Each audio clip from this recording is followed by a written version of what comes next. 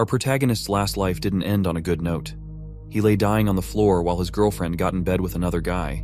He lived in a world where the apocalypse had descended, and resources were more important than the lives of other people. But that's not going to be where things end for him. After his death, he gets reborn with the opportunity to rewrite his horrible life and take revenge on the people that once put him down. The world is already falling into chaos as a volcano erupts right in the center of a large city. A commercial bus races through the city carrying a few dozen people. A few days ago, the underwater eruption of Mount Fuji caused a massive earthquake that sent tens of thousands of people to their deaths. Today, even a smaller city has to be evacuated because of how intense the disasters are becoming. Through the streets of this city, a bus speeds towards the evacuation location. Inside the bus, a woman realizes that she was in such a rush to enter the bus that she didn't bring any evacuation supplies. Because of that, she will have to buy new things in Jiangnan City. The man beside her asks if she has seen the news. The goods in the Walmart and alley warehouses in Jiangnan City have all been moved. In fact, that's old news because today, Dongming Lake in Shancheng dried up, and the Darundong warehouse has been emptied too. The woman speculates that the total value of all these supplies could be in the hundreds of billions, but it is in fact in the trillions. Another man behind her confirms that the loss of supplies and various natural disasters are just the surface of everything that's happening. The truth is that the world is coming to an end. The people on the bus are frightened by the sudden thought, but they don't seem to believe the strange guy. One of them even says that he's actually looking forward to the end of the world. In that scenario, all living beings will become equal. However, that's not true. The strange guy knows that even at the end of the world, there is no day when all living beings become equal. That's because he has personally experienced the end of the world himself in a previous life. Buildings were destroyed, and everything that humanity built was erased. On top of that, giant monsters roamed the land, and everything was completely hopeless. In his last life, he was just an ordinary delivery man who was as surprised about the apocalypse happening as anyone else. When the world began to end, there was an abnormal release of solar energy, and it changed multiple things. The atmospheric temperature rose sharply, crustal movements occurred frequently, and monsters hidden underground also came to the surface.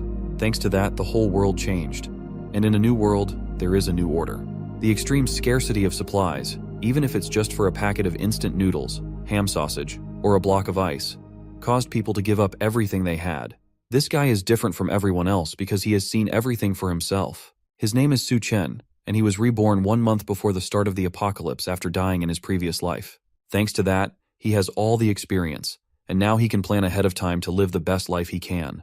While he's thinking, the woman from earlier walks up to him to talk. What he said scared her a bit, and she's now looking for someone to be with her during this entire thing. Unfortunately for her, that person isn't going to be him, because he has more important things to do. He leaves her alone and steps off the bus once it gets to his destination. He doesn't need people holding him back when he knows that what's most important in the apocalypse is an abundance of supplies. In his last life, he wasted a lot of time searching for supplies, so this time, he needs to be prepared in advance. He has his eyes set on the warehouse he works in as a delivery man. He grabs his work jacket from a hanger by the door and heads into the storage room. A coworker by the door informs him that being 21 seconds late means that he will have half a day's salary deducted from his salary. The guy apologizes and heads into the warehouse to clear it out for himself. In his last life, when the apocalypse came, the boss of this warehouse ran away in advance, and his annual salary went down the drain. So these supplies are going to be his compensation. To take them all for himself, he activates a power of his called space. This spatial ability allows him to put everything around him into a super large cubic space with dimensions of tens of thousands of meters in length, width, and height according to his will. The space unfolds in the warehouse, and he's able to grab lots of supplies, including rice, cooking oil, meat, and other foodstuffs. Everything, including the shelving itself, gets stored in his space. Thanks to this, he manages to purchase a large number of supplies for $0. And thanks to this ability, he was able to dry up 2 entire lakes and plunder several cities that were destined to be destroyed thanks to the apocalypse. Back in his past life, even a packet of instant noodles was a luxury. But thanks to his spatial ability, he's able to store several tons of fresh food in frozen time, meaning that the food remains fresh no matter how long it's kept in there. He finally won't have to eat dirt in the apocalypse to survive like in his previous life. After collecting all the samples, he can finally breathe a sigh of relief, knowing that he's not going to suffer in this new life. While he's checking on all the supplies he'd managed to gather, 3 men walk into the storage area to start clearing out all the supplies. They are all surprised to see the place has been completely emptied and turned into nothing but a massive haul. There's no one else there but the strange guy standing in the center, so they ask him what happened to all the supplies that were in the storage area. He immediately tells them that he has taken everything for himself. The men are surprised by his nonchalant admission, and they rush to catch him, but he easily uses his powers to dodge out of the building and remarks that he won't be late anymore since he's quitting. Then he just barely teleports away before one of the men can grab him. The three men are left desperately searching the area for him, but he has completely disappeared. Outside the warehouse, a portal opens up close to the ground, and the man backflips out of it and lands safely in an alleyway between the buildings. This second ability is called Space Jump, and it allows him to move within a 3-meter space whenever he wants. In the apocalypse, this ability allowed him to enter abandoned buildings to find supplies and safely escape from dangerous situations. Even in the face of mutant beasts, his space jump ability saved his life in crucial moments. With that out of the way, his zero-cost shopping mission is now complete. He throws his work jacket into the air and starts walking away from the warehouse. Suddenly, his phone vibrates, and he pulls it out of his pocket to see an emergency broadcast message. It informs him that the Earth is currently experiencing intense movement, causing localized natural disasters to appear all around the area. The message warns him to be careful, but tells him that the disasters will not affect his daily life. The official statement from the government is to not panic in hopes that the general public will remain calm. Do they even know that the world is coming to an end? While he's looking at his phone, it rings with a call from someone that makes his face twist in disgust. It's a woman named Jiang Xiaoqian, and just the sight of her name on his phone makes his hands tremble in anger. Su Chen takes a deep breath, then picks up the call. As soon as he puts the phone to his ear, her voice comes from the other end, screaming at him in anger. He has not talked to her for a long time, and she is angry that he disappeared without letting her know. He even put his house on sale with his real estate agent. She asks our protagonist if he really thinks that he will find a woman willing to be with him after selling his house. The woman on the other end is his fiancée, Xiaoqian, and she isn't someone he's very interested in talking to. On her side of the line, she's applying lipstick after just being done cheating on him with another man. While another man named Xiao Yu relaxes on the bed behind her, she continues insulting Su Chen through the phone, asking him if he remembers his responsibility as a man. He may not care about the house, but she's still a woman, and she wants him to give her the house as a gift so she can feel more secure with him. After she's done talking, he asks if she's done with her rant and if there's anything else she wants to say. His attitude towards her makes her even more annoyed, and she decides to give him one more chance to come back and transfer the ownership of the house to her. If he doesn't do that, then she will refuse to marry him. She tells him that she's on her way back to Chengdu, and that she hopes they will talk more when she gets there, but he ends the call without answering her. Xiaoqian spent 5 years with him in the apocalypse in his past life. He searched everywhere for supplies to feed her and brought her to a safe house, where he continued to take care of her. If it wasn't for him, she would have starved to death and died in the middle of the end of the world. Yet, even with that, she cheated on him multiple times with a violent man that beat Su Chen on multiple occasions, anytime he came back empty-handed.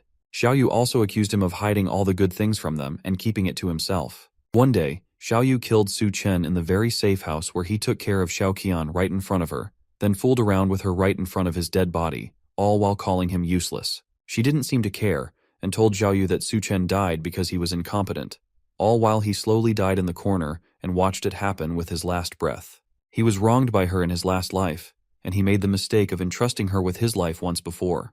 But this time, both Jiang Xiaoqian and the man she cheated on him with, Xiao Yu, are going to pay the price for everything they did to him. Our protagonist will make sure that they won't die easily, and that they'll experience the pain they put him through 100 times over. His hand shakes in anger at the thought of what they did to him, but he takes a deep breath and calms himself down. For now, he needs to continue his quest of finding enough supplies to survive through the apocalypse. The rest of the things he needs can only be bought with money, and because of that, he first has to figure out how to get the money in the first place. He calls his real estate agent named Manager Liu and decides to offer up his house for half the market price. His only condition is that he wants the money in cash, and he wants it right now. With the deal set up, he makes his way to Dream Real Estate to finalize the deal on his house. But when he gets there, he sees Zhao Qian waiting for him with Xiao Yu, who has a baseball bat. Su Chen isn't bothered at all and walks past them into the real estate building, but he's blocked by Xiao Yu, who angrily asks him why he dares to sell their house. Because of that, he'll make sure that Su Chen won't see the sun tomorrow. While the thug is talking, Su Chen reaches out and grabs him by the neck. Then he lifts the angry man off the ground before slamming him back on the floor. Xiaoqian jumps to try and protect her lover from her fiancé. While she pulls on his jacket, she starts yelling for someone to save them from a murderer. Su Chen wastes no time before backhanding her across the face, sending her flying onto the ground. She stares at him in shock, completely surprised that he would touch her at all. While that is happening, he continues choking Xiaoyu on the ground as he begs for help. Su Chen assures him that he won't die too quickly, then lets him go, causing the disgraced thug to back up in fear, desperately coughing. Xiaoqian goes to check on her injured lover while Su Chen steps past both of them and continues into the office. Xiaoqian still hasn't learned her lesson and orders Su Chen to kneel down and apologize quickly while she's not yet angry. If he doesn't do that, she threatens not to marry him again. However, her empty threats are stopped once he turns around and glares at them. They freeze in fear before both of them run away, leaving him alone to handle his business. Now that they are finally gone, he steps inside to meet the real estate agent, who offers him a glass of water. The older man looks incredibly excited to be talking to Su Chen about selling his house at such a low price. But inside, he considers Su Chen a fool for selling a house worth over $1 million for just half the price.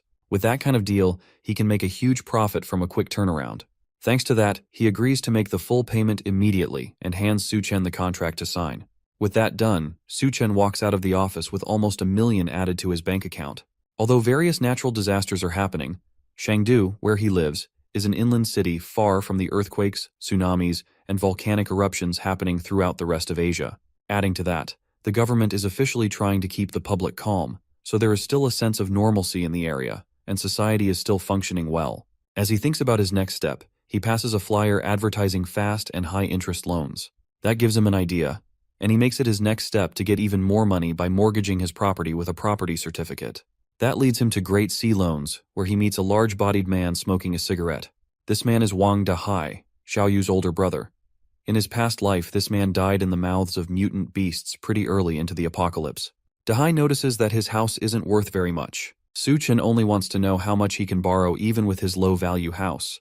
The big-bodied man offers $500,000 for the property, as long as he also leaves the property certificate with him as a show of faith. Su Chen demands an extra $100,000 be paid to him immediately, and they will have a deal. He slams the property certificate on the table and stares straight at the man in front of him, while also promising to gather the money in a week.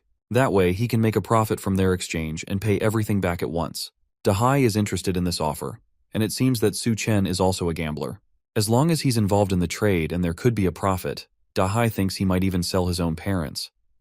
The older man thinks Su Chen is stupid for believing he can turn his life around in a single day. He has no idea just how far this plan of Su Chen's goes. Dahai smiles and takes a long puff of his cigarette as he contemplates the offer. He tells Su Chen that he'll agree to the terms as long as he mortgages the property certificate with their company. If he does that, everything else will be negotiable. After a long conversation, Su Chen walks out of the office with over $500,000 transferred to his bank account for the second time that day. Now he has all the money he needs to continue buying supplies in preparation for the end of the world. Meanwhile, Xiaoqian and Xiaoyu stumble through a park after they have finished running away from Su Chen. The other man is still out of it after being choked in the street and nearly dying. As they step out of a taxi, Xiaoqian continues to complain about Su Chen. All she wants is the house that they both own, and there's nothing wrong with that according to her. Yet despite her simple request, Su Chen laid his hands on her, and she can still feel the pain of the slap he gave her not too long ago. For that, she wants to make sure that he pays the price no matter what. Xiaoyu agrees as well, still holding his neck in pain from what Su Chen put him through. He'll make sure Su Chen pays the price. He already plans to ask his older brother to take him out. As they're talking, they notice Su Chen once again casually walking down the road, heading to his next destination. Xiaoqian and Xiaoyu are surprised to see him casually walking down the road in front of them after everything he had done. They decide to follow him and see what he has been up to that has made him so cocky. Su Chen, however, is searching for the next major grab of resources before society collapses. In his memory, many commercial buildings collapsed under the impact of seawater backflow and rapid freezing in severe cold. However, the Green City Hotel withstood all the natural disasters down to the very end. Because of that, he heads there next to figure out how he can take advantage of that. From what he remembers, the presidential suite inside is well equipped, and there's even a swimming pool that should help him manage extreme temperatures. For now, it might be a good idea to use the place as a base, and on top of that, living there for a long time wouldn't be a bad idea.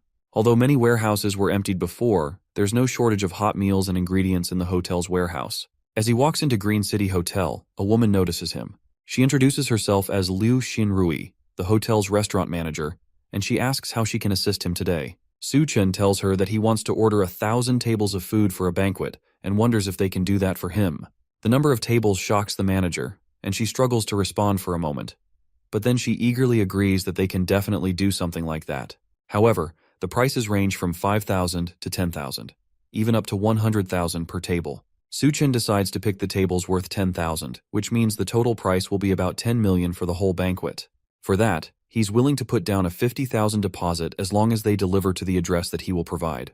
The manager is impressed that such a young man has a grand demeanor and suspects that he might be a hidden source of second-generation wealth. She has no idea that all this comes from huge loans and a speedy sale of his house. She agrees to his terms of a 50,000 deposit and directs him over to her office so he can make the payment.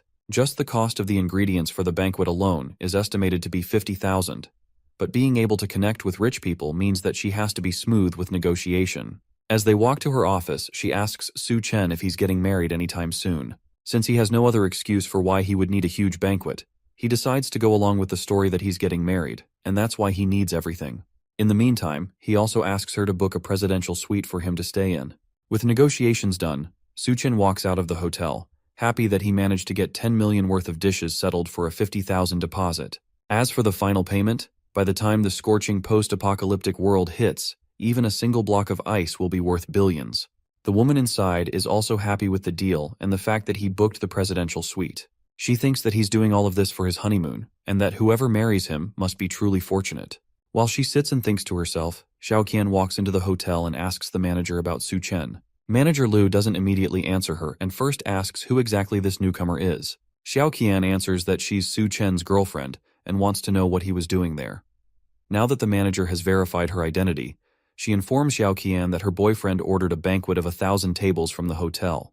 She even tells her that having a boyfriend like him must be amazing. Meanwhile, in her mind, Manager Liu thinks this girl is only a 7 at best, and it seems like her temperament is way too high. Rich people always seem to like these types of girls. The two are shocked that Su Chen could order a 10 million budget banquet, and they don't believe him at first. But then Manager Liu explains that wealthy people love to play the game of hiding their identity. They fear their partners might be after their money, so they only reveal their wealth on the day of the wedding. They still don't believe that someone like Su Chen could be wealthy, and Xiaoqian remembers that for the past few days, he has done nothing but try to disappear from their lives and even resorted to cold violence. But Manager Liu proves her point by showing that Su Chen transferred 50,000 wen as a deposit for the banquet. The two leave the hotel to think about the new information they've found. Why would Su Chen order so many tables from a fancy 5-star hotel? Who is he planning to invite? Xiaoqian believes he wants to introduce her to his wealthy circle and then bring her into his life of riches. Xiaoyu asks what they should do now that they know this while he reaches for her chest with his hand. She slaps his hand away and realizes that she needs to create opportunities for Su Chen to get back with her as soon as possible. In her mind, she starts imagining a life of wealth and luxury, where she's dressed in fancy clothes, living in a luxurious house, surrounded by maids and butlers catering to her needs. Just the thought of that alone makes her drool, and she can't believe that she would see this kind of opportunity with someone like Su Chen. Su Chen returns to his old home to continue planning his zero-cost purchase, which at this point was pretty much just stealing since he didn't plan to return anything that he had taken so far, or to pay for any of it either. During his raid, a lot of essential items hadn't been bought yet, and the remaining money was just not enough to cover the costs. So he resorts to another devious method to get money. He can use online loan apps to gain a ton of money quickly and use it to fund the rest of his raid.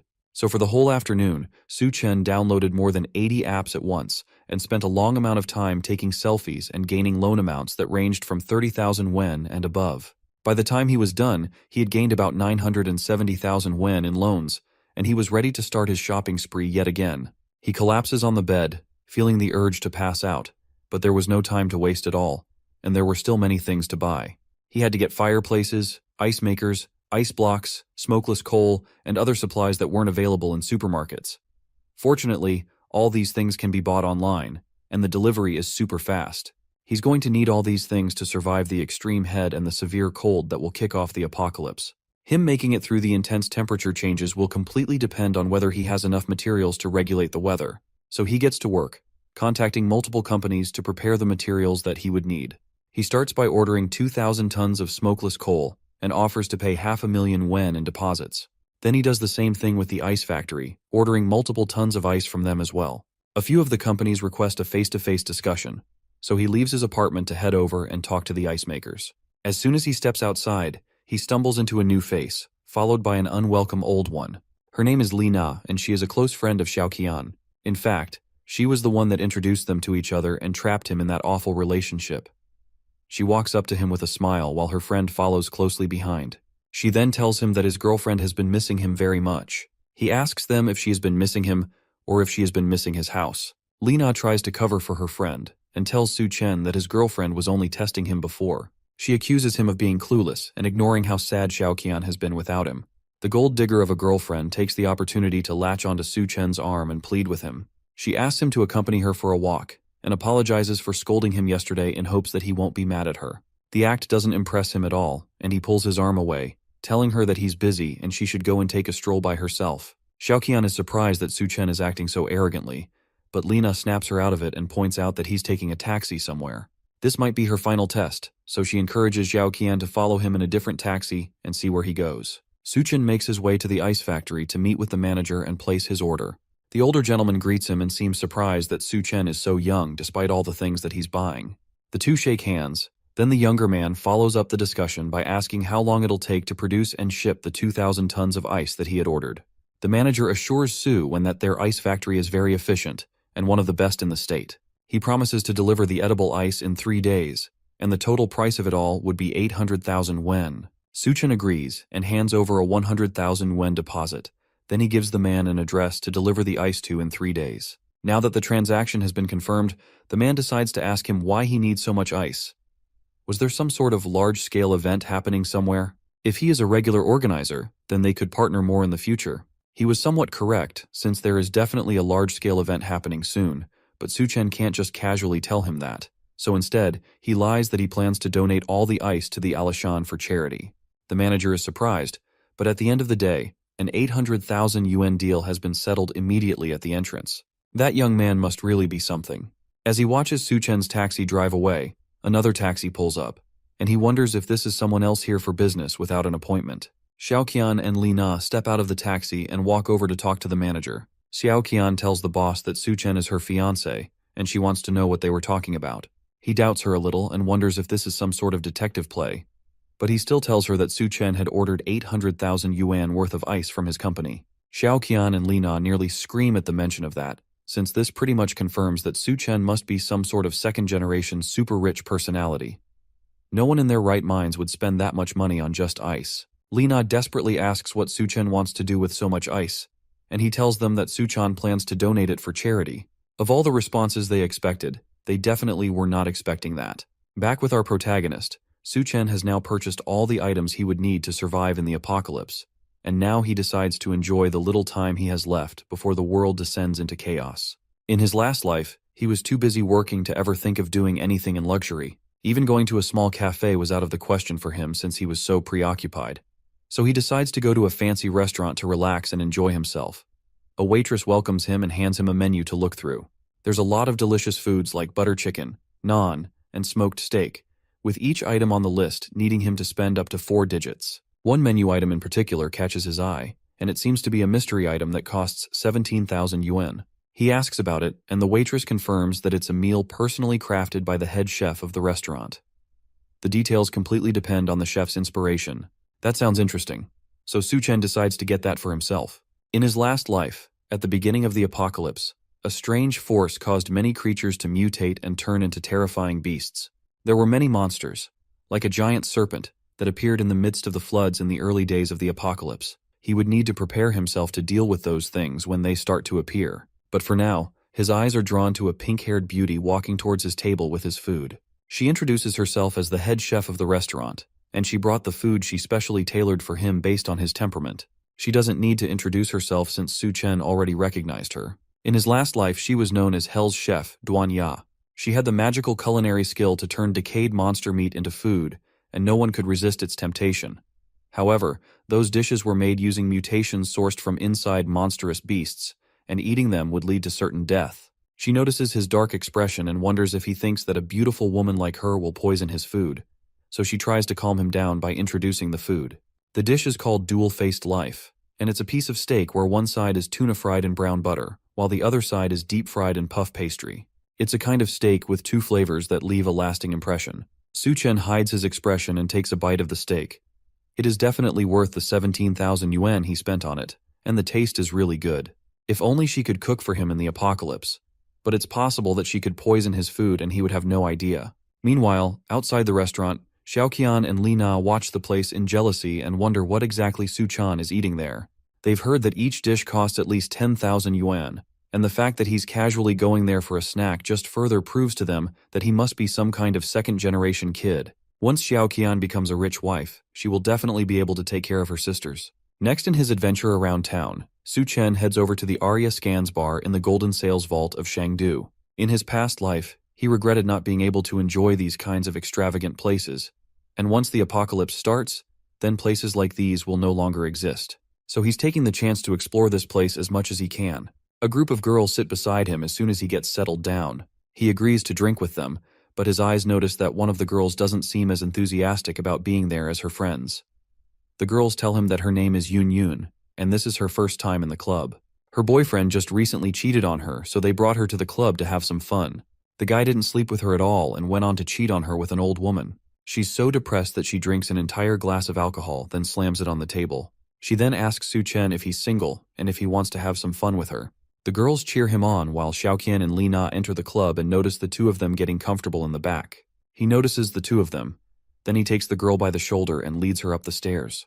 The two girls chase after him as he runs up the stairs and into a random bedroom. He locks the door behind them and tries to apologize for bringing her upstairs in a rush, but the girl seems more interested in laying with him. Our protag doesn't have any interest in taking advantage of her when she's clearly sad, so he flicks her on the forehead and warns her not to go out and to try to stock up on food in her house while she still can. Then he tries to advise her not to come to places like these since she seems to be more love-minded than her friends. But then he realized that there's no point since there will be no future for her to worry about. It's rare for him to have an opportunity to come to a place like this, but in this situation, he has no choice but to avoid them. He walks into the back of the hall and sees the two girls kicking down multiple doors in an attempt to find him. With these two here, there's no chance for him to enjoy himself for the rest of the night. He manages to escape their manhunt for him and heads home to relax and escape from the rampaging girls. The next day, all the things he ordered, including the smokeless charcoal and the ice, were shipped to him. Several trucks show up in front of a warehouse he had rented for the drop-off, and he guides them in to deliver the goods. One of the truckers is concerned that the warehouse doesn't have a refrigerated room, which means that there's a chance that all the ice will melt, but he tells them not to worry about that. He instructs them to move the goods into the warehouse and directs them to specific places in the warehouse.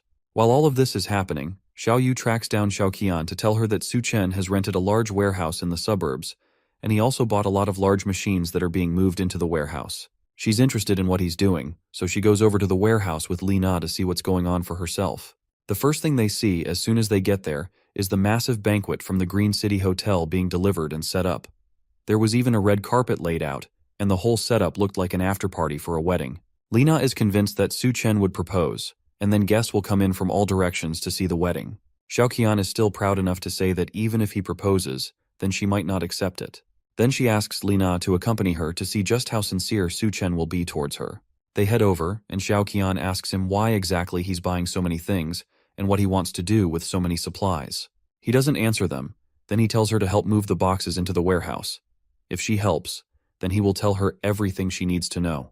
Xiaoqian is disgusted by him suggesting that she would do menial labor. She's planning to become a rich lady, so how can he expect her to do such rough work? Lena reminds her that this is a test for her to see if she's qualified to become a rich lady. Despite still being appalled that she's being told to do grunt work, she decides to just do it for the sake of her future rich girl lifestyle. She manages to lift a heavy box onto her shoulder to prove to him that she's not just a delicate woman. Lena also tries to help out as well since she knows that second-generation rich people are usually lustful, and there's a chance that she could become a rich lady as well if she played her cards right. All the while, Su Chen just laughed at the free labor he was getting from these two. There were so many supplies to move around, and even though the hotel had sent some people to help, it would still take a long time to get everything into the warehouse. They spend the whole day moving things, and by evening, they are done. With all the work done, Xiaoqian is exhausted and angry. She worked all through the day without even a meal. Surely, after all this, she will definitely become a rich lady, just like she has always dreamed. Lena also lays on the floor exhausted. She can't believe that Su Chen made them lift heavy things all through the day.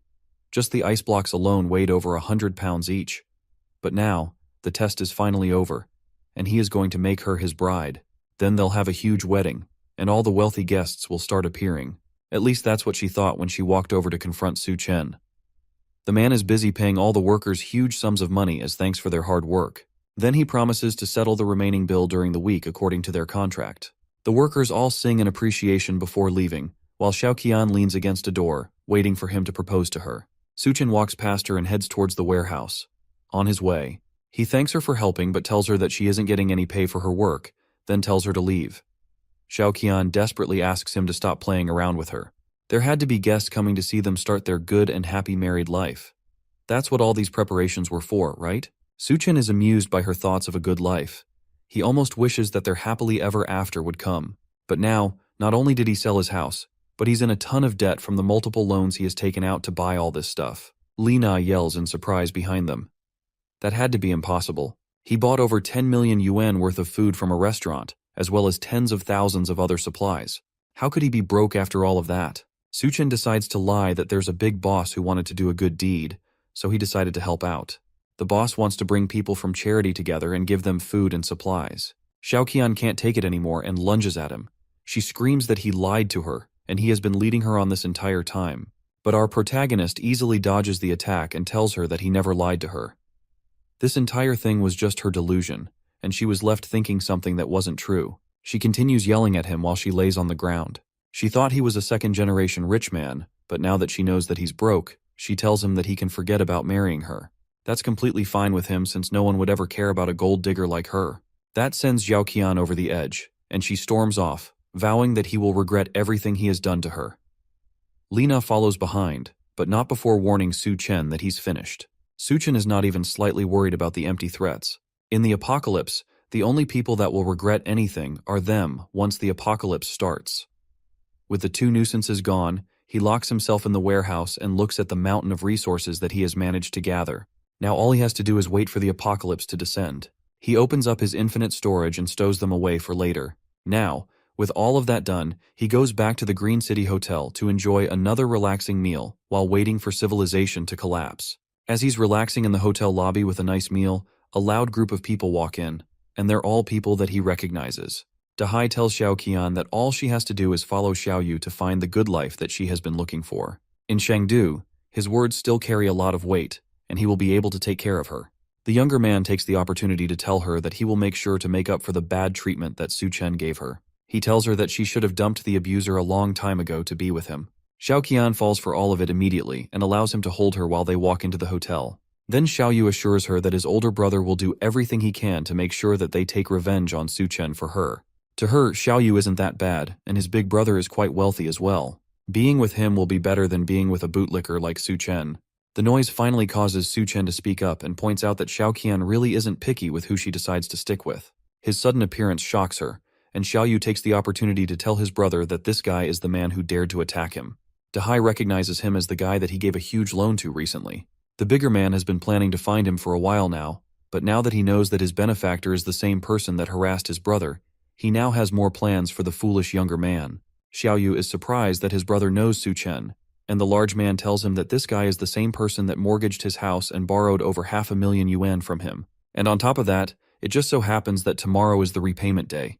It seems like they both have scores to settle with him. Xiaoqian is grossed out by the fact that he even had the audacity to borrow money from Dahai. Because of that, he definitely won't be able to clear the debt in this lifetime. Luckily for her, she didn't get involved with him. Su Chen isn't worried by the noisy guests and calmly wipes his mouth after his meal. Dahai leans down and threatens Su Chen with his pending repayment. He can't be here enjoying himself in a hotel when the man he owes so much money to is standing right in front of him. Xiaoyu yells that he won't be able to pay back the money no matter what. It's best that they just finish him now that they have the chance. The group of thugs behind him smile menacingly, and they also look eager to go after Su Chen. While all of this is happening, Manager Louis comes in to try and pacify the situation. Dahai agrees to talk it out if our protagonist kneels down and apologizes to him and his brother. If he does that, then they will consider peacefully settling the matter. Manager Louis asks Su Chen what exactly is going on, but he dismisses it, calling them nothing but simple pests. That doesn't sit right with Dahai, and the bigger man slams a large hand on the table.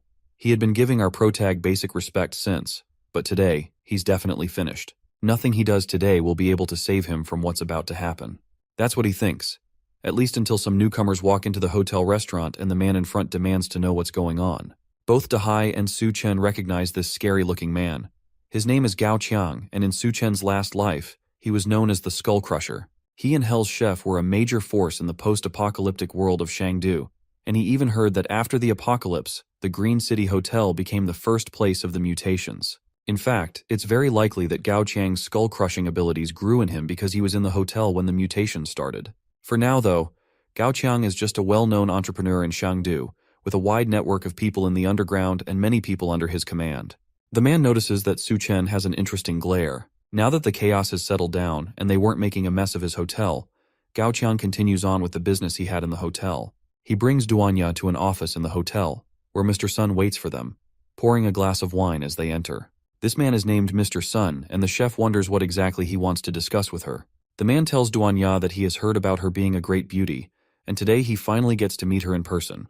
He offers her a drink, but the chef can clearly see that some sort of drug has been dissolved in it. As she stares at the glass in disbelief, meanwhile, Su Chen swirls his own glass of wine in his presidential suite bedroom. In his previous life, he hid with Xiao Qian in their basement, and they barely managed to survive the extreme heat of the apocalypse. He never expected that at this time he'd ditch her and she would end up following him around. Either way, it's a good opportunity to settle old scores with her and get his revenge. He watches Xiao Qian and the others play outside in the pool, and they don't seem to notice him. The two men stand outside in their swimsuits and wait for the ladies to join them. Dahai notices that the air has been getting much hotter recently, and it almost seems like it's hotter at night than in the day. That's exactly the reason why Xiao Yu suggested that they go to the pool to cool off. Seeing the girls in swimsuits was just going to be an added bonus for them. The two men are excited just thinking about it, and they hug in joy at the bright idea. The two girls make their way towards the pool in their swimsuits, and they notice that the moon looks brighter than normal. When they reach the pool, Xiao Yu takes Xiao Qian's hand and confesses that his love for her shines brighter than the moon. She doesn't care about his pointless advances because it's too hot, and she just wants to get to the pool. Su Chen laughs at them from upstairs. The bright red moon means that the apocalypse is about to start. He swirls his glass of wine in the air and drinks to the start of the end of the world. Suddenly, the moon explodes with a bright burning heat, and the four people outside immediately feel it. They make a run for the hotel lobby, but Dahai is too slow to keep up with them. The moonlight suddenly feels burning hot, and their skin starts to burn from the heat. The people inside the hotel notice that the outside has become just as bright as if the sun were out and it were daytime. Dahai's men wonder whether he will be all right, but one of them mentions that he is probably just flirting around with the girls, and they should leave him to his happiness. As they are talking, Xiao Qian, Xiao Yu, and Li Na race back into the hotel lobby, looking like they just had a fight for their lives. They roll around on the ground and look around desperately for something to use and cool off. All the while, their skin looks burnt and red. Xiao Yu notices a fish tank, and the three of them dive into it to try and cool off. While they're inside, they argue with each other on who can stay in the pool and who should get out. Dahai's men wonder what they are doing and why they look so injured. More importantly, they wonder where Dahai is and why they ran back without him. Xiao Yu realizes that they abandoned his brother outside, but by then it's already too late. His skin is burnt worse than the others, and he has blisters all over his body. Everyone rushes to take care of him before he collapses. Meanwhile, Mr. Sun asks Duanya why she isn't drinking the wine. Before she can answer, Gao Qiang cuts in and tells him that a banquet has already been prepared for him. Mr. Sun doesn't care, though. He's only concerned by the fact that Duanya didn't drink what she was offered. Nobody in Chengdu dares not to drink the wine he pours. He tells Gao Qiang to back off since this is none of his business. At that moment, Duanya realizes that Gao Qiang had set her up. He must have done it to try and climb up the ladder and win Mr. Sun's favor. The large man thinks he's invincible in Chengdu and that he can go around harming many women, and today it seems like he targeted her. She's completely certain that there is something wrong with the drink, and she must not take it. However, there's nothing she can do to escape this situation. At that moment, the moon shone with a bright red burning light. The light blinds both Gao Qiang and Mr. Sun for a moment, before they both rush to close the curtains because of the heat. The two men are sure that something horrible is going on, and they decide to go downstairs and find out more information, while Dawn sighs in relief that a distraction like that had saved her from something terrible. Downstairs, everyone in the hotel had gathered in the lobby to try and escape. Manager Louis urges them to calm down and tells them that a rescue team was on their way to take them to a more secure location. The people don't seem convinced, and chaos starts to burst out in the lobby. Meanwhile, Gao Qiang makes his way downstairs and asks someone what's going on. He explains that there was a sudden temperature rise, and the news had reported that hundreds of people had already been injured. Mr. Sun tries to call up one of his friends to send someone to pick him up from the hotel, but they tell him that right now, they're working to make sure that there aren't any power issues, and because of that, nobody is available to come over and pick him up. Dahai is still burning in the corner from his direct exposure to the sunlight. His men tell him that he needs to go to the hospital while he screams in pain every time someone touches him. But with it being so hot outside, there's no way they will be able to get to the hospital. He tries to call one of his other men, Xiao Dao, to drive over there and pick him up. Xiao Dao is already in the underground garage of their real estate headquarters, and he starts driving out to go and pick them up at the hotel. Because he's underground, he can't feel the heat as much as others can, until he drives into the street and notices that everywhere is bright, as if it were still daytime. Then, his tires blow out, and the car stalls on the road. He's forced to step out of his car and run back to the building. He calls Dahai to tell him about the car blowing out, but his attention is diverted to something more painful. His shoes were dissolving with every step he took, and he tripped, falling to the ground. He opens his eyes and sees that there is a completely melted and dissolved body lying beside him. He screams and tries to get up, but his skin sticks to the floor as he does. The heat had already melted most of his face and stuck him to the ground. Back at the hotel, all that Dahai and his crew can hear are loud screams coming from the phone as the heat roasts Xiao Dao on the ground. While all of this chaos goes on downstairs, Su Chen sleeps comfortably in a nice, well-air-conditioned room, without a care in the world. Almost immediately, breaking news reports circulated on the TV, warning people that the weird temperature anomaly had already taken nearly 100 lives. It advised people to stay indoors to prevent skin and respiratory burns. The heat is so powerful that not too long later, the city's power grid blows up, leaving everywhere without electricity. Dahai continues trying to call back the driver, but the line never connects. It seems like Dahai is no more, and on top of that, all the other rooms in the hotel have been fully booked. Dahai and his group had to resort to taking the last room available, which they will have to share with Xiao Qian and Li Na. The two girls are not pleased about this at all, and they complain that they will need a separate room. While they're arguing, the power goes out, which means that the air conditioning also stopped in the hotel, causing the building's temperature to rise rapidly. If they don't leave the room, they'll suffocate from the high temperature. While the men struggle to take off their clothes and try to find a way to cool down, Xiao Qian remembers that Su Chen had booked the presidential suite, and it even had a pool. If they kicked him out, they could take over the place for themselves. Su Chen himself enjoyed the night by swimming in his room's personal pool.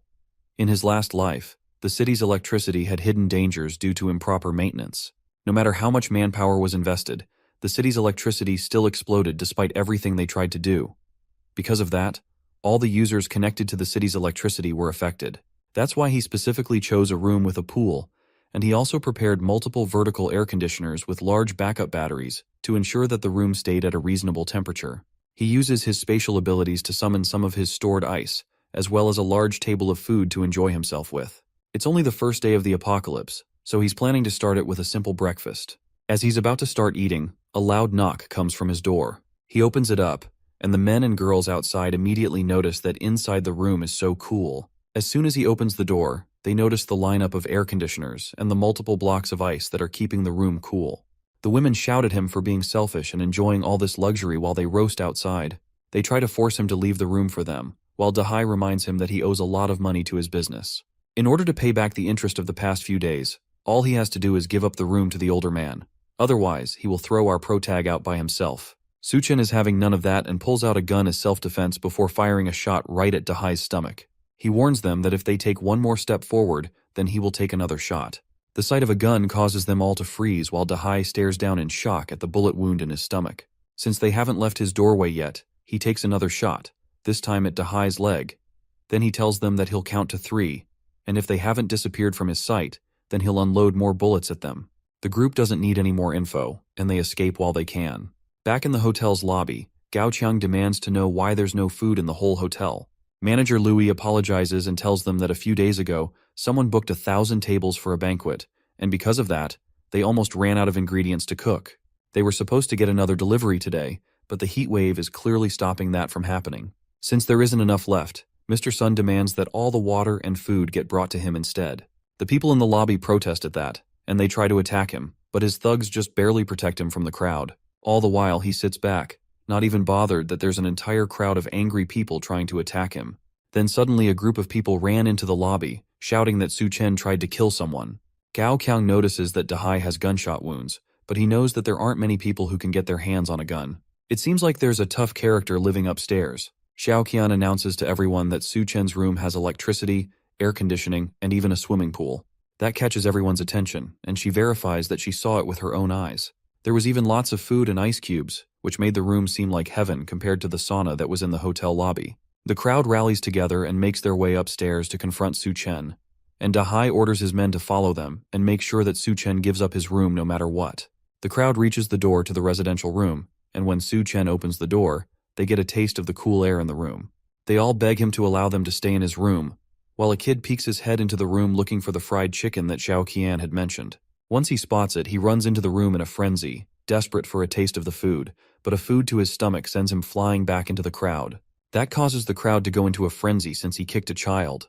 They determine that someone like him doesn't deserve to stay in such a luxurious room. They try to rush at him, but he pulls out the gun and shoots blindly into the crowd, taking out one of the people standing at the back.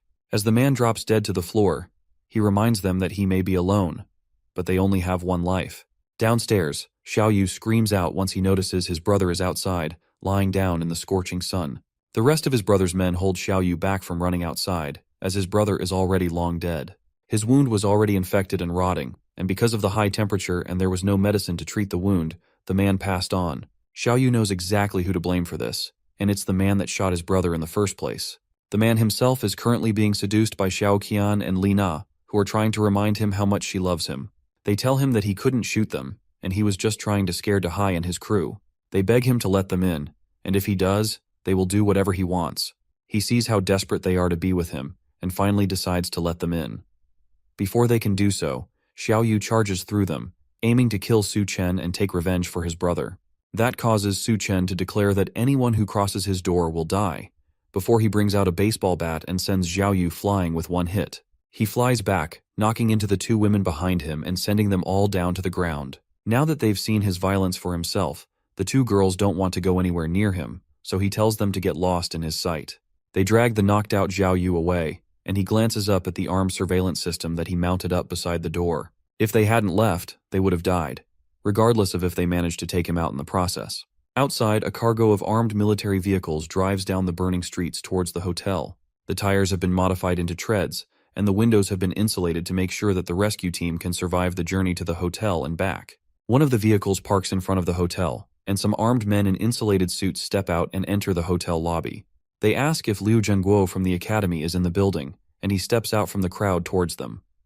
The rescue team is there for him, and only him, and they give him the insulated suits to put on so he can leave with them. Professor Liu is a geological expert, and he will be able to play an important role in stopping the disaster.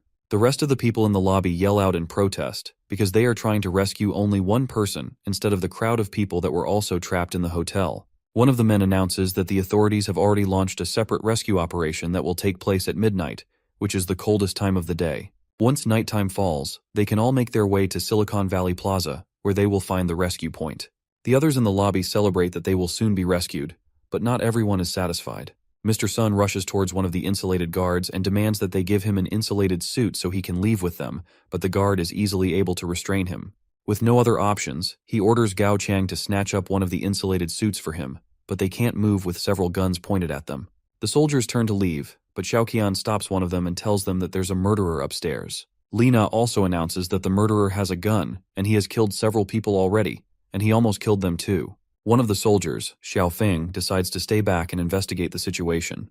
The other soldiers warn him not to be too impulsive and to focus only on completing the mission, but he declines and assures them that he will contact them after dealing with the situation. He heads up the stairs, and Xiao Qian celebrates the fact that after Su Chen is shot dead, then she will be able to stay in the room and wait for rescue. Xiao Feng sneaks up to the presidential suite, but then he notices a camera watching him through a plant in the corner. Before he can process it, the door opens, and two bombs are thrown out. The first is a flash bomb, which immediately blinds him. Then the second is tear gas, which causes him to cough uncontrollably. While he's trying to regain his senses, Su Chen sneaks up behind the soldier and hits him with the baseball bat, knocking him out cold. He wakes up a little while later, tied to a chair and still feeling the effects of the gas and the blow to his head. And the first thing he notices is that the place is very cool. Then he sees Su Chen looking at his military ID while holding his gun. He also realizes that he has been stripped down to his underwear, and all his armor has been taken as well. Now that he's awake, they can talk. But the soldier is more interested in how an ordinary guy got so many ice cubes and air conditioning. He's also curious about how he got access to so many weapons and flash bombs. Su Chen tells him that he's a recent graduate, and he got the guns and everything else during a trip to the Middle East. The story is completely unbelievable, but But there's nothing our protagonist can do to change that, so he instead switches to asking more important questions. Su Chen wants to know if the government has set up rescue points for citizens to go to in the morning. The soldier is shocked that he knows about that, but Su Chen doesn't ask, and instead he explains that being exposed to the moonlight for more than 10 minutes can lead to fainting, and this will cause many people to die on the way to the rescue. Xiaofeng knows this, but there's no other way to save people. They have established safe zones and modified rescue vehicles in the area, and all they need is for the residents to reach the rescue point on their own. All they need to do is to wear some sort of insulated blanket, and they should be able to survive the walk to the rescue point. Su Chen places a hand on his shoulder and goes behind him with a gun pointed at the back of his head. The soldier begs for a moment for our protag not to kill him, but Su Chen cuts the ropes and sets him free. He respects the soldier's work and decides to let him go, but not before warning him about the mounted guns on the ceiling. If anyone comes after him again, those guns will activate, and no one will survive except him. He understands and decides to leave peacefully, but not before all his guns are confiscated. The people in the lobby notice that the soldier left without telling them anything except advising them to wear insulated blankets while they head to the rescue point. Mr. Sun slaps Gao Chang in anger and blames him for everything not going his way. The others wonder just how long they will have to deal with the annoying man, but they have no choice for now. Once the rescue team has taken them in, they will need Mr. Sun's connections to live comfortably. Su Chen watches from the shadows and asks if Gao Qiang wishes to restore order even in times like these. The two men immediately become hostile once they see him, but he calms them down by telling them that he is only there to make a deal. To calm them down, he shows them a bucket filled with edible ice cubes. The two men go wild for the ice cubes, and one of them suggests that they kill Su Chen and go get more ice from his room. Su Chen politely counters that idea with an assault rifle to the throat. Gao Qiang seems to have more common sense and suggests that they make a deal with him instead. Thanks to that, Su Chen agrees to give them both some cubes of ice while they negotiate. The other man wonders just what is in our protagonist's room when just a cube of ice feels this good. Gao Qiang decides that for now they'll agree to his demands, then they'll look for a way to kill him later. While they're enjoying the ice, Mr. Sun notices them enjoying the ice cubes and attacks Gao Qiang for it. The bigger man tells his subordinate that he better bring out better stuff next time, else he will be dead meat. Then he takes the bucket of ice cubes and enjoys them for himself. As he's eating, he notices Duan Ya in the corner, still fully dressed in her suit despite the fact that everyone else has stripped down because of the heat. She glares at him while he mocks her for being too modest, but that only causes him to grab her by the hand and try to pull her away because he's in the mood. She pulls back and slaps him across the face for touching her, and he retaliates by ripping apart her suit jacket in anger. Then he threatens to have his way with her right there in the hotel lobby for everyone to see. With her jacket gone, he notices that she's actually soaked with sweat, and he offers to take the rest of her clothes off. That's the last straw for Gao Qiang, and he finally stands up to the large man. Mr. Sun is frightened by the voice for a moment, but he turns around angrily and asks Gao Qiang if he really understands who he's talking to. However, Mr. Sun doesn't realize that he's talking to a man who doesn't care anymore. Gao Qiang takes a knife from his back and jabs it into the larger man's neck. The people in the lobby freak out now that another person has been killed. Gao Qiang tells them that Su Chen is right. The world is ending, and people like Mr. Sun need to die along with it. Now with that guy dead, the place fell under Gao Qiang's command, and everyone else can either listen to him and go to the rescue point, or stay there and die. Su Chen watches them from a higher floor. It seems like his words are effective, and since Gao Qiang was the boss of the hotel in his last life, he has successfully accelerated the process of him taking over the place. Later, the new boss of the Green City Hotel enjoyed a large drink from the bucket of water that Su Chen had given him earlier. Both Li Na and Xiao Qian beg at his feet for him to give them a little water out of it in exchange for anything he wants. He throws the water at them and tells them to follow him so he can have them do whatever he wants. As the two women fight for the water on the ground, one of Gao Qiang's men asks if he doesn't plan to head to the rescue point. The boss disagrees and tells them that since it's Doomsday and they want to survive, then they have to rely on themselves. The rescue point is a kilometer away, and if they don't make it there alive, then it's certain death. Since they are low on supplies, then they should not be taking freeloaders with them. Gao Qiang agrees with that fact, and he decides to take a page from Su Chen's book by keeping them as cannon fodder. Once midnight hits, it's time for people to start heading towards the rescue point. Several people wrap themselves in blankets and leave the hotel towards safety. Ever since Gao Qiang took control of the supplies, the rest of the people in the hotel haven't been given any food or water. Staying in the hotel would be certain death, but if they head to the rescue point, then there might be a slim chance of survival. The large group of people walk along the empty roads with boards tied to their shoes, but even with that, the heat is still almost too much. One of the survivors trips on the boards and falls down on the incredibly hot asphalt. She immediately melts on the ground while the other survivors continue on without her. At a time like this, no one knows if they will be able to survive, so there's no time to worry about others, even if they are family or loved ones. Xiao Qian and Lina wrap themselves in and get ready to leave the area as well. In the hotel, they only have enough snacks for about 2 days, so they're especially excited to reach the rescue point and eat as much as they can. But before they can leave, one of the men rips the towel away from Xiao Qian. He tells her that Gao Qiang gave them food, so they shouldn't be so quick to leave. He tells them to have some fun with him instead of leaving as he rips Xiao Qian's clothes. The two of them beg him to take them to a room first before they start having fun, all while Su Chen watches everything from the top floor. In his last life, he went to the rescue point with the others, but no one told him to bring a blanket. So even though it was only a short kilometer, many people died on the way there. At least with his advice from earlier, more people should be able to survive the trip and make it to safety. Meanwhile, the two girls continue to beg the man to let them have some privacy, but he laughs at them and asks what they are even afraid of. It's not like there are ghosts in the area. As he says that, 2 zombies break through the glass into the hotel lobby. Gao Qiang and the others in the lobby scream as they walk slowly towards them, and Xiao Yu wonders if they will also get turned into zombies if they get bitten. Gao Qiang grabs the other man by the neck and throws him at the zombies as a distraction, and his skin burns as soon as they touch him. After seeing all of this, Su Chen finally decides to join in on the action. He heads downstairs with a katana on his back and tells the other people to move aside. They're surprised that he wants to deal with those things by himself, but Gao Qiang tells them to watch and let him do what he wants, and once he kills them, they will kill him. Meanwhile, Su Chen watches the zombies as they growl at him. In his last life, corpses that get exposed to sunlight will mutate, but they aren't actually zombies, which means that they won't spread the virus. He calls them drought demons, and they are similar to monsters of the same name in a popular Chinese mythological creatures book. These drought demons actually retain some memories and attachments from when they are alive, and in Mr. Sun's previous life, he was killed by Gao Qiang, which should make him hold on to the desire for revenge, which in turn made him into a drought demon. So because of that, the zombified Mr. Sun completely ignores Su Chen and runs over to kill his murderer instead. As for Dahai, he died from the bullet wounds that Su Chen gave him, so he rushes towards our protagonist instead. The large drought demon lunges a clawed hand at the smaller man, and he's easily able to dodge. Then he rushes towards the other drought demon and brings his katana down, straight through Mr. Sun's head, slicing the drought demon completely in half. As he dies, a small purple crystal comes out of his body and floats in front of Su Chen. In the last apocalypse, where Gao Qiang was the leader of the Green City Hotel, he must have gotten his powers after killing Mr. Sun in his last life as well. That means that the crystal will always appear inside Mr. Sun. This is the crystal nucleus that can give normal people superhuman strength. Now it belongs to him, and he can use it to greatly improve his abilities. He barely even has a second to grab it before Dahai rushes towards him in blind rage. Instead of fighting him, Su Chen leaps over the rampaging drought demon and lands safely on the stairs. Now that he has what he came down for, the rest is up to Gao Qiang and the others downstairs. With no other choice, the boss grabs Xiao Yu by the neck and throws him towards Dahai. That manages to knock the man and his zombie brother into their supply of water. Then he yells for the others to find weapons and attack. Meanwhile, Su Chen pours himself a drink and dissolves the crystal in it. In his last life, these crystal nuclei occasionally appear in the skills of drought demons and other mutant beasts.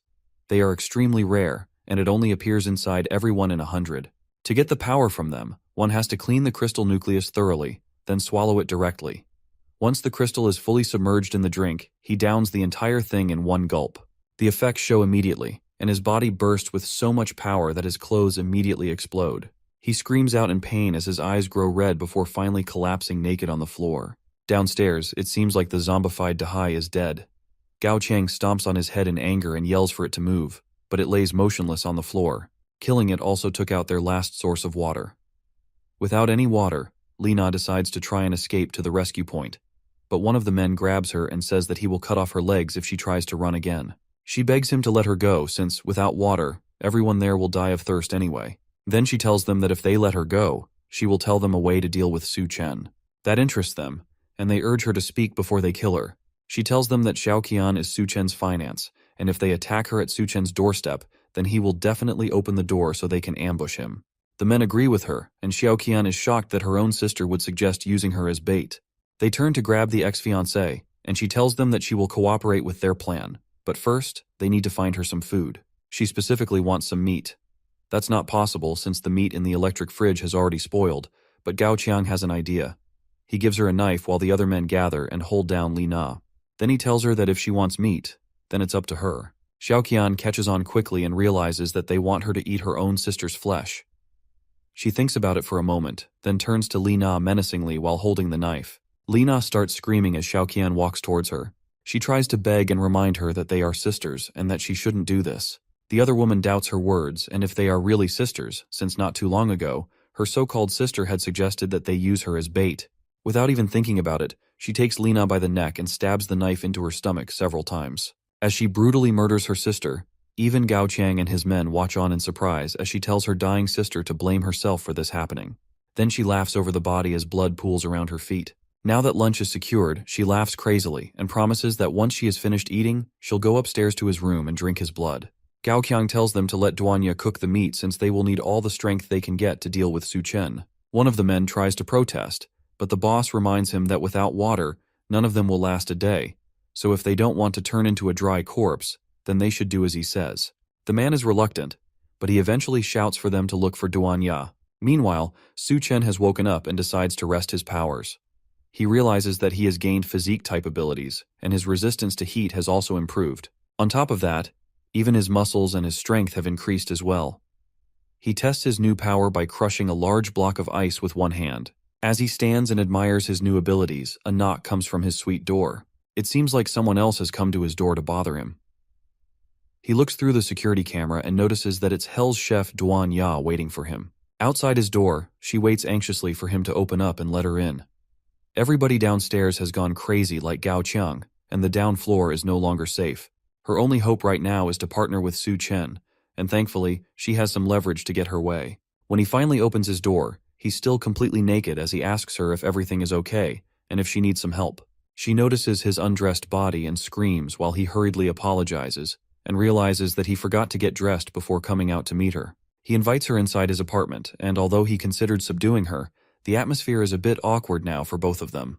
But based on his previous life, he knows that Duan Ya is a very strong-willed woman, and she had a cooperative relationship with Gao Qiang. So if he finds a way to bring her to his side, then he will benefit greatly. He starts by telling her that his resources are limited, and on top of that, they had only just met. He can't just be expected to take her in just because she's pretty. Duanya realizes that the room is well equipped with ice and electricity, and because of that, she will have to show her worth if she wants to stay there. She tells him that she's not just a chef, she's also a graduate from Southwest Medical University, which means that she has a medical qualification certificate and 3 years of experience as a surgeon. The fact that she's a doctor is exciting to him, but that doesn't change the fact that his resources are limited, and he's uncertain if they can survive till tomorrow. She gets desperate and tells him that as long as he doesn't kick her out of the building, then she'll do anything he wants her to. He accepts her offer and tells her to consider his room her own home. By the time she realizes what she said, it's already too late for her to take it back. He then warns her that her only choice when she's with him is to behave himself and to make sure that she doesn't have any ulterior notices, or else he will take her out. She, however, has no plans of going against him and has never doubted his methods and determination. Now that everything has been decided, he tells her to take off her clothes since now it's time to start repaying him. She goes to take a shower now that Su Chen has allowed her to stay in his room.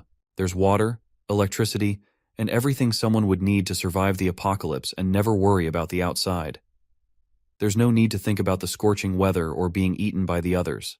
For anyone on the outside, this place would be heaven. That doesn't mean Su Chen is any kind of angel, though. His intentions are pretty obvious, especially when he told her that he would give her something different to eat. But she doesn't have a choice. It's either this or the scorching and unforgiving apocalypse. Thankfully, she already considered that he would act like this before she came up to his room, so there's nothing she can do about it. Meanwhile, in the living room, Su Chen watches her shower. He's not doing this to peek, of course. He just wants to prevent her from doing anything improper. That's what he tells himself anyway. After her shower, she comes out in a nurse cosplay outfit that he specifically chose for her. The clothes are a bit too small, and obviously not enough to cover the essentials. He tells her that she looks absolutely perfect in the outfit, which makes Duanya blush and look unsure. Suddenly, there's a heavy pounding on his door. Someone is shouting for him to come out and save them. Meanwhile, another voice yells that if he doesn't come out, then he'll break the door down. Outside the door, someone lurks menacingly with razor-sharp teeth and claws. Whoever is out there doesn't look quite human anymore. Su Chen is more annoyed that he has to deal with these jokers again than terrified for his life, but Duanya warns him not to go outside. These people have already eaten Lina, and if they open the door, then they might also get eaten.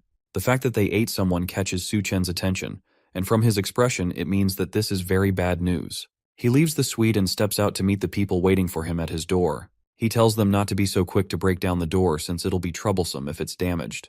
The men in front of the door look deranged, with veins bulging all over their skin as well as red, crazed eyes. In the middle of them, Xiao Qian begs for Su Chen to save her while one of the men grips her head. As soon as he comes out, they turn to him with their sharp teeth and chuckle maniacally.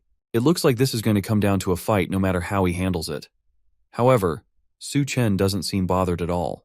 He steps out into the hallway, and immediately, another one of the men who was hiding behind the wall tries to ambush him with a knife. The power boost our protagonist got earlier from the Drought Demon Crystal gives him sharp enough reflexes to stop the attack and immediately break the man's arm, stabbing his own knife back into his neck. That shocks the men, and they back off now that they've seen his power. But Xiao Qian takes the opportunity to break off from them, running towards Su Chen while still begging for him to save her.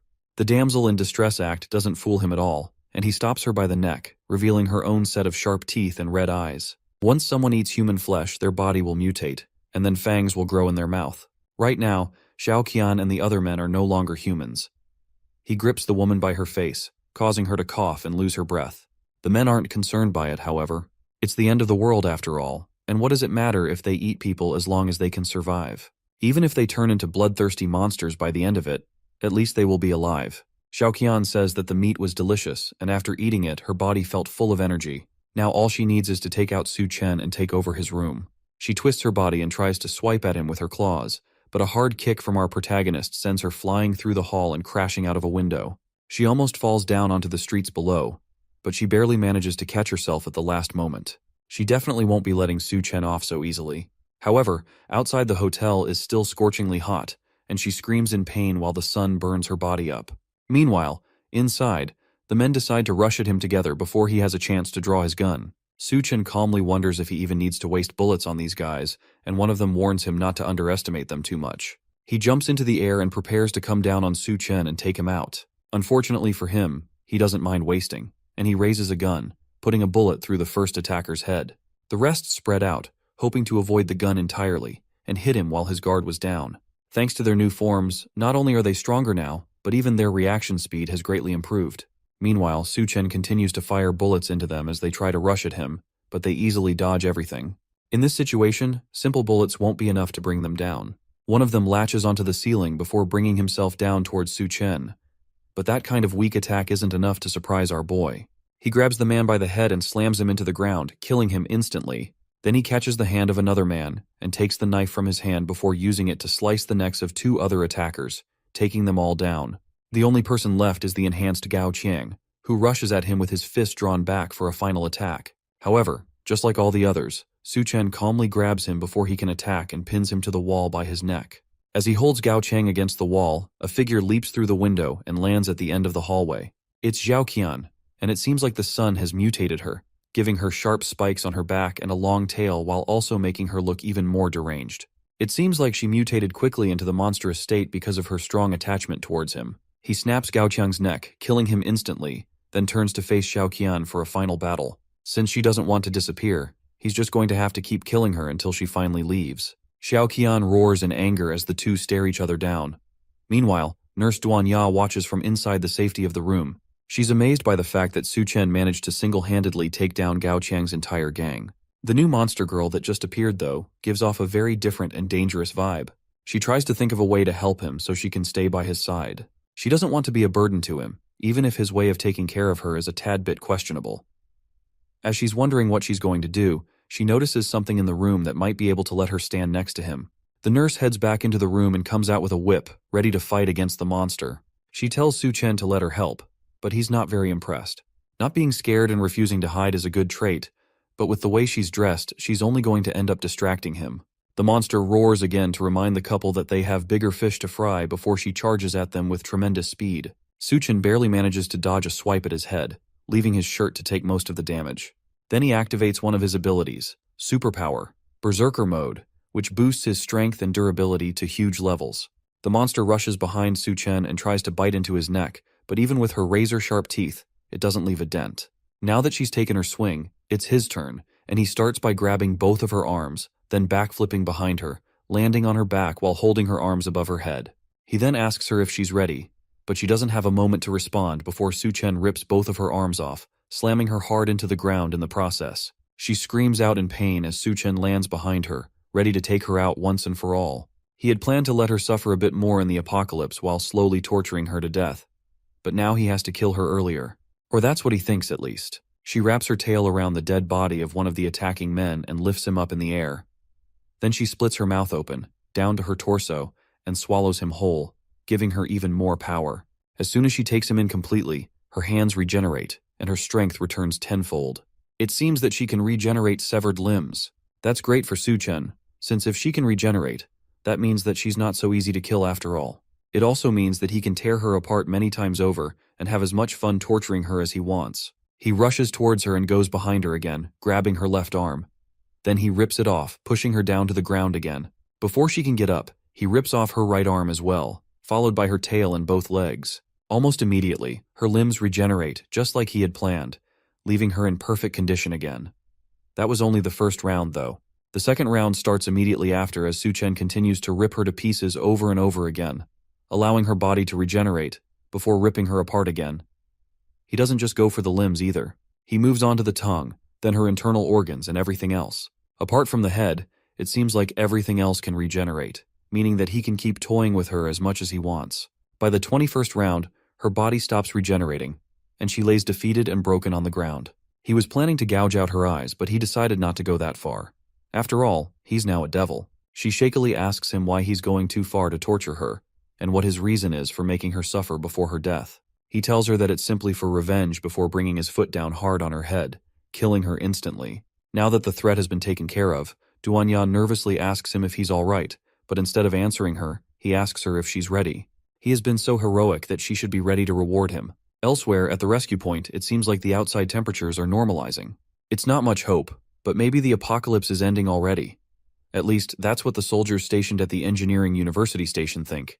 Xiao Feng, the soldier that once had a fight with Su Chen at the hotel, is one of the people stationed at the university, and he notices something in the distance. He nervously calls out to the captain of the squad, a white-haired woman, and he tells her that there are a lot of people approaching the rescue point suddenly. She turns to see what he's talking about, but instead of people, she sees a massive horde of zombies marching towards them. They start running towards the two, and the captain wastes no time in giving out orders. She tells Xiaofeng to evacuate the civilians from the rescue point while she tries to hold them off. Xiaofeng tries to argue, but she forces him to go inside. Since he has no choice when given an order, he reluctantly rushes in while telling her not to die. Meanwhile, Su Chen plans to show Duanya the power of a berserker for probably the third time. At this point, she has rewarded him more times than she can count, and she covers herself, wondering how he wants to go at it again. Su Chen tells her that now that the extreme heat wave is over, he has to go out for a bit. Before he does that, though, he has to show her some unforgettable memories. She asks why she can't just come with him, but people around him must follow a couple of strict conditions.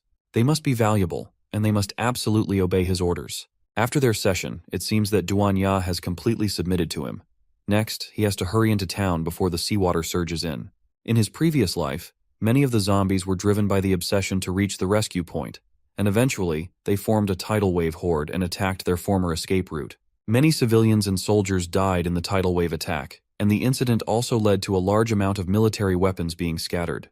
Thanks to that, a lot of idiots on the streets now have access to guns, and ordinary people went around shooting each other to survive and for fun. This is how various factions formed over time, and multiple people rose to power among the chaos. Some, however, were just too stupid to use their newfound power in productive ways. Like the group of people that thought they'd be able to stop his car by standing in front of it with a gun. They yell for him to stop the vehicle, but he simply barrels through them at full speed, running them over as he continues to his destination. As he drives through the city, he notices that, just like in his previous life, the walls crack from the scorching sun, and the combined onslaught of the zombie wave eventually led to the collapse of the subway station. Thanks to that, a large number of people died underground, and the number probably reached the thousands. He stopped the car for a moment to look into a hole in the ground, and a large number of zombie eyes stared back at him. The zombies underground are attracted by the roar of the car, and even though there could be a large number of crystals down there for him, not all zombies have crystals in their heads, and it would be way too time-consuming to crack each skull open one by one. Instead of doing that, he decides to head over to the engineering college and check out the situation for himself. It's the first time he has been back at the engineering university since he graduated. Now it's filled with more delinquents and zombies than he remembers. As he walks through the front door, he's greeted by a group of people who seem to be holding zombies as pets by chaining them to the walls. They tell him that he's entering their territory, and so he better hand over his backpack if he wants to get by without being attacked. Su Chen pretends to be defenseless for a moment and pulls out a braised chicken leg from his backpack that he plans to give them in exchange for being allowed to pass. The group of people who likely haven't seen good food in several days immediately go feral at the thought of eating chicken legs. Su Chen smiles and tosses the food for them on the ground, and they all jump over each other to grab it. But as they fight for it, our protagonist pulls the meat back using a piece of string and tells them that they aren't worthy of eating the chicken legs. This makes them angry, and they pull out their weapons to get back at him for messing with them. That forces Su Chen to stop messing around, and he pulls out a gun to end them quickly. He doesn't remember so many idiots from his previous life. It could be that his warnings caused a lot more people to survive than before, and that ended up leading to the current situation. He heads up the stairs and reaches the Department of Reptiles and Snakes, and the large lock on the door tells him that nobody has entered the lab in a long while. Entering into the room, he can tell that many snakes have died since the air is filled with the smell of decay. He looks through the room for a little bit, until he eventually finds what he's been looking for: the Golden King snake, which will mutate into the water rattlesnake army leader. It seems like it has survived for so long by eating all the other snakes. In his previous life, this snake was one of the earliest to undergo mutation, and it ate quite a few people. In fact, it almost swallowed him as well. In about a week, when the flood comes, it will begin to mutate, and it might become so strong that it will become difficult for even him to defeat. Even now, it feels like the snake has already started forming a hint of intelligence. He will need to be cautious around it from now on. As he's looking at the snake, he senses something from outside the room. It seems like some people are here to greet him. The thugs outside the door yell for him to come out. It's useless to hide since they already know that he's hiding in there. Su Chen doesn't hide, of course, and comes out with a hand in his pocket and without a care in the world. It's a critical time for him after all. He can't afford to be disturbed by these guys, so it'd be better for him to take care of them quickly. Before he can make the first move, though, a woman swoops in from the shadows and surprises the thugs. She clamps her thighs around the first thug, while catching another under her arm and snapping his neck. In an instant, two of them are dead, and she immediately jumps on the third one and grips him by his face. Then she snaps his neck immediately as well before he has a chance to react. With everyone else dead, Su Chen decides to join in on the party and points a gun at the back of her head, complimenting her moves as he threatens her life. She doesn't wait for him to shoot and instead goes on a counterattack, hitting his hand with her elbow to shift the gun away. Then she jumps on her hands and leaps onto his neck, trying to twist it, but she finds out way too late that his neck is a bit too hard for her to crack like the others.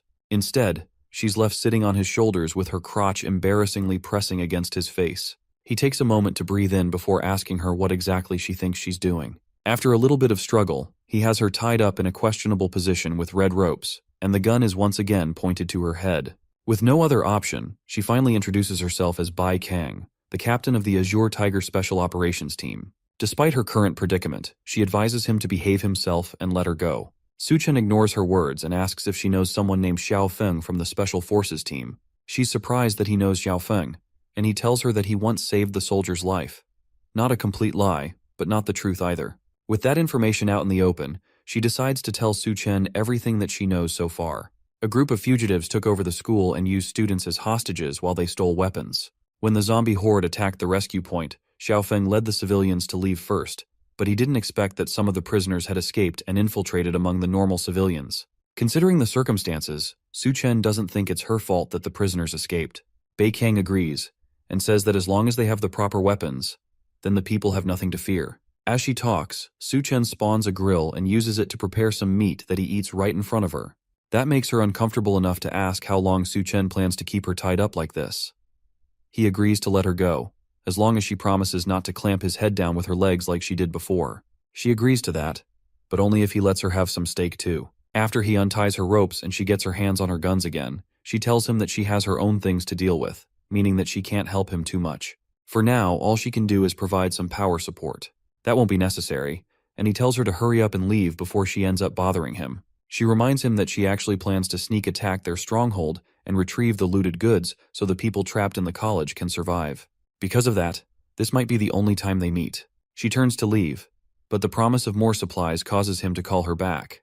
He lies that Xiaofeng is his brother, and because of that, he plans to help her out. But his true motivation is clearly the supplies that she's after. The supplies are located in a room in the administrative block, and inside there, a group of thugs with guns hold multiple students hostage while guarding the looted supplies. The boss of the gang asks his subordinate how things are going, and the low-level thug replies that most of the guys are waiting outside, and they are ready to storm the students in the dorm. The boss smiles as all his plans start coming together, and he says that those who weren't cooperative in the beginning should be at the front, while the less cooperative guard the back. As they're talking, someone breaks down the door to their hideout and interrupts the meeting. It's Su Chen, and he calmly apologizes for disrupting their gathering. The thugs freak out and ask who he is and how he managed to break in when there are more than 20 people guarding the room from outside. He tells them he got in really easily and shows them a demonstration by lifting his finger and pointing it at the man that asked him the question. Then he goes bang, and the man's head explodes in an instant as he falls to the ground dead. As the other thugs scream in horror, Su Chen tells them that if they move, then they will die. Meanwhile, Bei Chang looks through a sniper scope from the roof of the building opposite the administrative block. She's the one that has been taking out the thugs as well as providing sniper support to Su Chen the entire time. Even with that, however, there are still many thugs in the room, which makes this a very dangerous situation. Su Chen's plan to lure the enemy in alone is way too risky, in her opinion. But the man insisted that he get it done solo. He was the one that gave her the sniper rifle and told her to take an outpost on the roof of the opposite building. The plan is to shoot wherever he points and use that to scare the thugs. It's a really absurd plan, and she has no idea why she agreed to it in the first place. But there's no turning back now. Suddenly the curtains close and she calls Su Chen in a panic, asking how it's going on his end. Instead of his voice in response, she hears the other thugs laughing now that they have figured out that he set up a sniper outside. It seems like she has been spotted just like she knew she would be, and things have turned dire for our protagonist. With no other choice left, she rushes off the building and makes a mad dash toward the administrative block to save her temporary companion. Hopefully Su Chen can find a way to stall for time while she rushes to rescue him. As she runs through the campus, she hears someone on the other end order for Su Chen to be killed. There isn't much time, and Su Chen must already be dead. When she finally reaches the room, ready to avenge her fallen companion, she's shocked to see that everyone in the room has already been taken out, and Su Chen stands in the center, holding the boss thug by his neck. It seems like she's already too late, and on top of that, there are no more supplies left here. The boss begs for his life as Su Chen holds him up by his neck while also sneakily moving the supplies into his magical space. He claims that Su Chen would not dare to kill him since the people behind him would never let him get away with it. Our protag is not fazed by the empty threat and snaps the man's neck, promising that the people behind him will join him in death soon enough. Bai Chang is surprised that Su Chen managed to defeat everyone in the room so easily without her help. He tries to play it off by saying that he has been doing exercises regularly, and that's the reason why he has the strength to pull off these amazing feats. Besides, there are no more supplies in the room, and they were probably already starving and weak by the time he got there. Bai Kang is not convinced and wonders if anyone else could have raided them and taken all the supplies. And now that the supplies are gone, then what will happen to the students? Su Chen will share some of the supplies he raided with them if he needs to, but it all depends on how they behave. While she's still asking questions, Su Chen walks past her and heads to the girls' dormitory, since he asked the thugs earlier and they told him that Xiao Feng and the other students had all gathered there. Now that they have left the room, one of the bodies hanging out at the back starts to move. She twitches, then her eyes open, revealing that she's actually alive and was listening to the whole thing. Meanwhile, one of the thugs walks through the campus looking for someone who has run off to cause trouble. He finds her in the room that Su Chen and Bai Chang had just left, and it's the girl that listened to the entire conversation. They hurry up and get her down, and she falls to her feet as soon as they set her free. He asks her if she found what she's been looking for by pretending to be a prisoner for several days. She then tells him that since she had a close call with death, she needs the comfort of the man whose name is Steel Fang. He agrees to comfort her and pulls out a thorned whip that he uses on her back. She screams out in pleasure as soon as the whip hits her back, and the thug asks her how she's feeling. It seems like the painful comfort managed to make her feel much better, and she tells them exactly what she saw while she was hanging up as a prisoner. Steel Fang asks her who took all the supplies, and she tells him that it was a devil, and his name is Su Chen. Meanwhile, Su Chen and Bei Tang make their way back to Xiao Feng. The soldier is bandaged and looks hurt, but he tells them that he's fine. He's more interested in the other man that walked in with her. Su Chen asks to see his wound, and although it started out as just a scratch, it's been getting much worse recently for some reason. Su Chen tells him that the wound was caused by the cannibals, which are creatures that eat people. Their nails are full of bacteria and viruses, and without medicine to treat the wound, it could become life-threatening. Now, medicines are rare resources, and they are impossible to find. but at the same time, it would be unacceptable to die like this. After hearing this, Su Chen decides to share some of his medicine with him. They are both surprised by the amount of medicine Su Chen provided them, but he tells them that he did it because Xiaofeng is his brother. In his previous life, there was a man in the military whose combat power was comparable to a humanoid nuclear bomb known as the God of War. If that person turns out to be Xiaofeng, then investing in his friendship and survival will definitely benefit him. Xiaofeng tells our protagonist that he owes a favor, but he also knows that Su Chen didn't come to their hideout just to deliver medicine. He asks Su Chen to tell them what he actually wants, and he tells them that a great flood is coming soon and they will need to evacuate quickly. The extreme heat is already causing the glaciers to melt rapidly, and because of that, seawater is flooding the mainland rapidly. If they don't leave as soon as they can, they, as well as the entire land, will be submerged in floodwater. The people listen to him in shock, but one of the other survivors doesn't believe him. She accuses him of only trying to drive them away so he can monopolize the school's resources. He remembers exactly who this loud girl is. Her name is Fang Qing, and she's his classmate, a famous female boxer at his university, and a second-generation rich girl who likes to create gender divides. She walks up to him and asks if he has any food in his bag. Before he can answer, she reaches for the bag and tries to take it from him. But Su Chen stops that with a quick dose of gender equality and a slap to the face that's heavy enough to immediately leave her cheek swollen and take out a tooth. While she nurses the wound, the rest of the people in the hideout start to cheer the attack. She has been a nuisance around them for a while, and she has also been hogging a whole dorm by herself just because she has some money at home. Because of that, everyone has been fed up with her for a while, and they immediately cheer for her to be kicked out of the dorms immediately. It looks like she's already quite infamous there, and the cheers for her to be thrown out cause her to lose her mind in rage. She threatens to go and find her father and get them all killed. Then she storms out of the area. Bei Kang comes in to check if our protagonist is all right, but he warns her that the girl is heading off to find her father and someone should probably stop her. Though that running to daddy doesn't help much in the apocalypse. She walks out into the school grounds, ranting about how men in the country are all beneath her, especially Su Chen. None of them can hold a candle to any of the gentlemen abroad. The name Su Chen attracts unwanted attention from one of the men that she says is beneath her. It's the thug from earlier, and he grabs her from behind, then asks her where exactly Su Chen is. The man of the hour walks out of the dorms and towards the exit.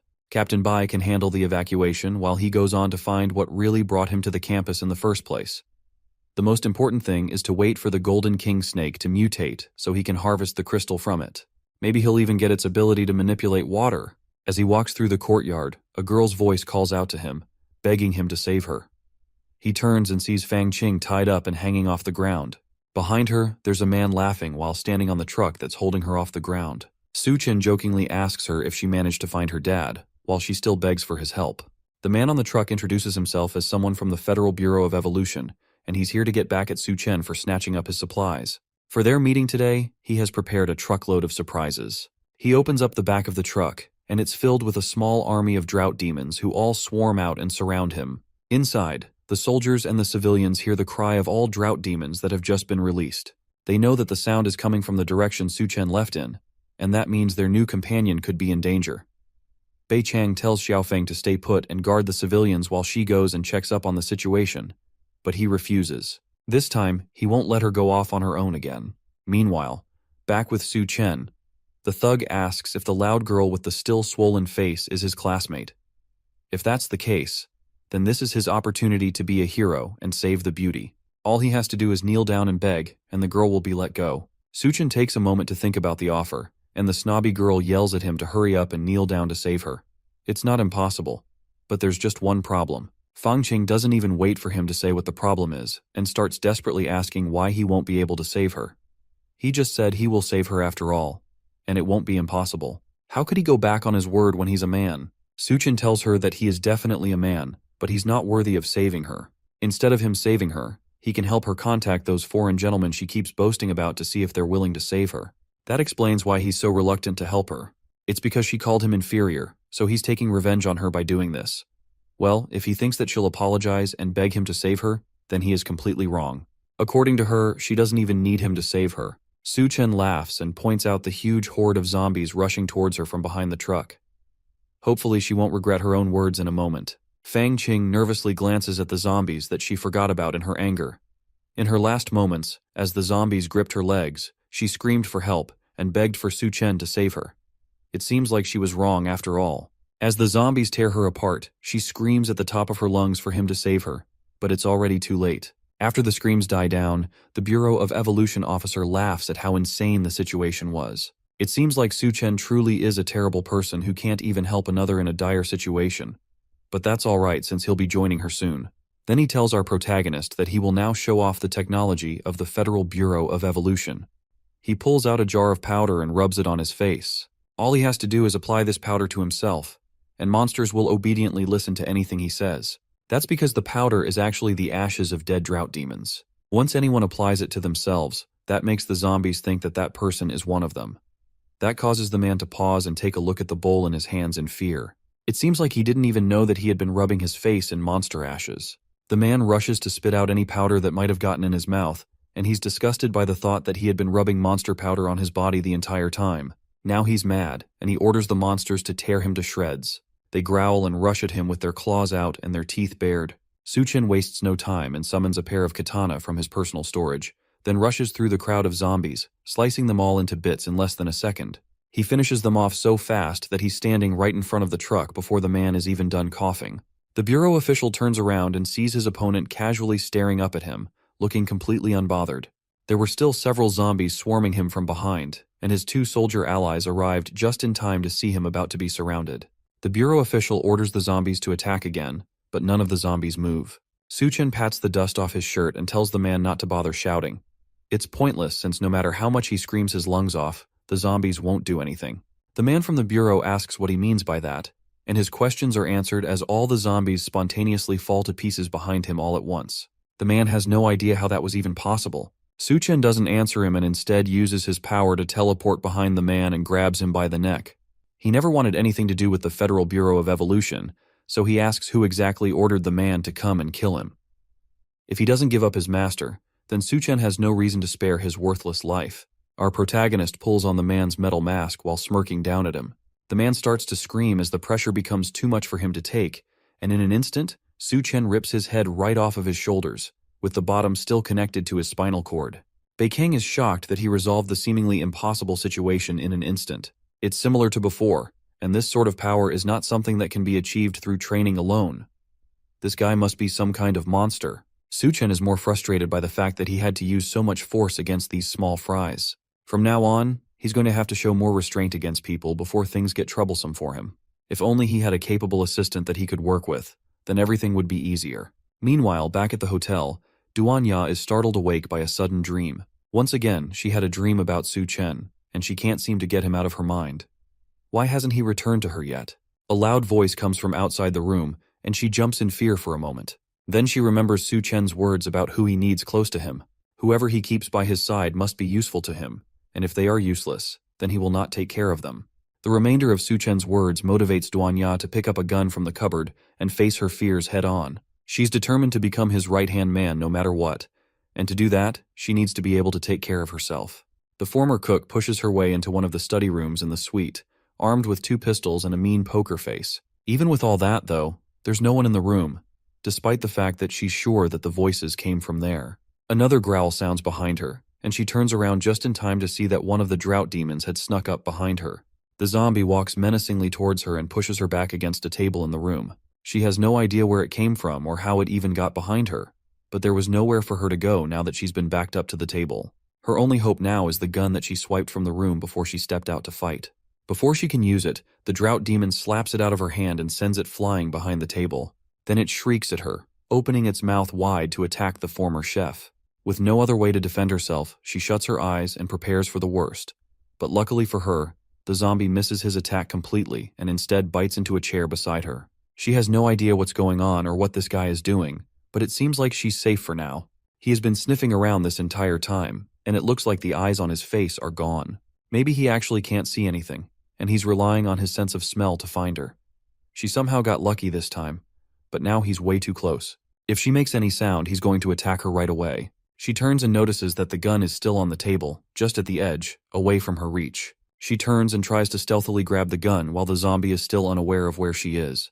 She stretches her hand just a little more, but the gun still stays out of her reach, and before she can grab it, it's already too late.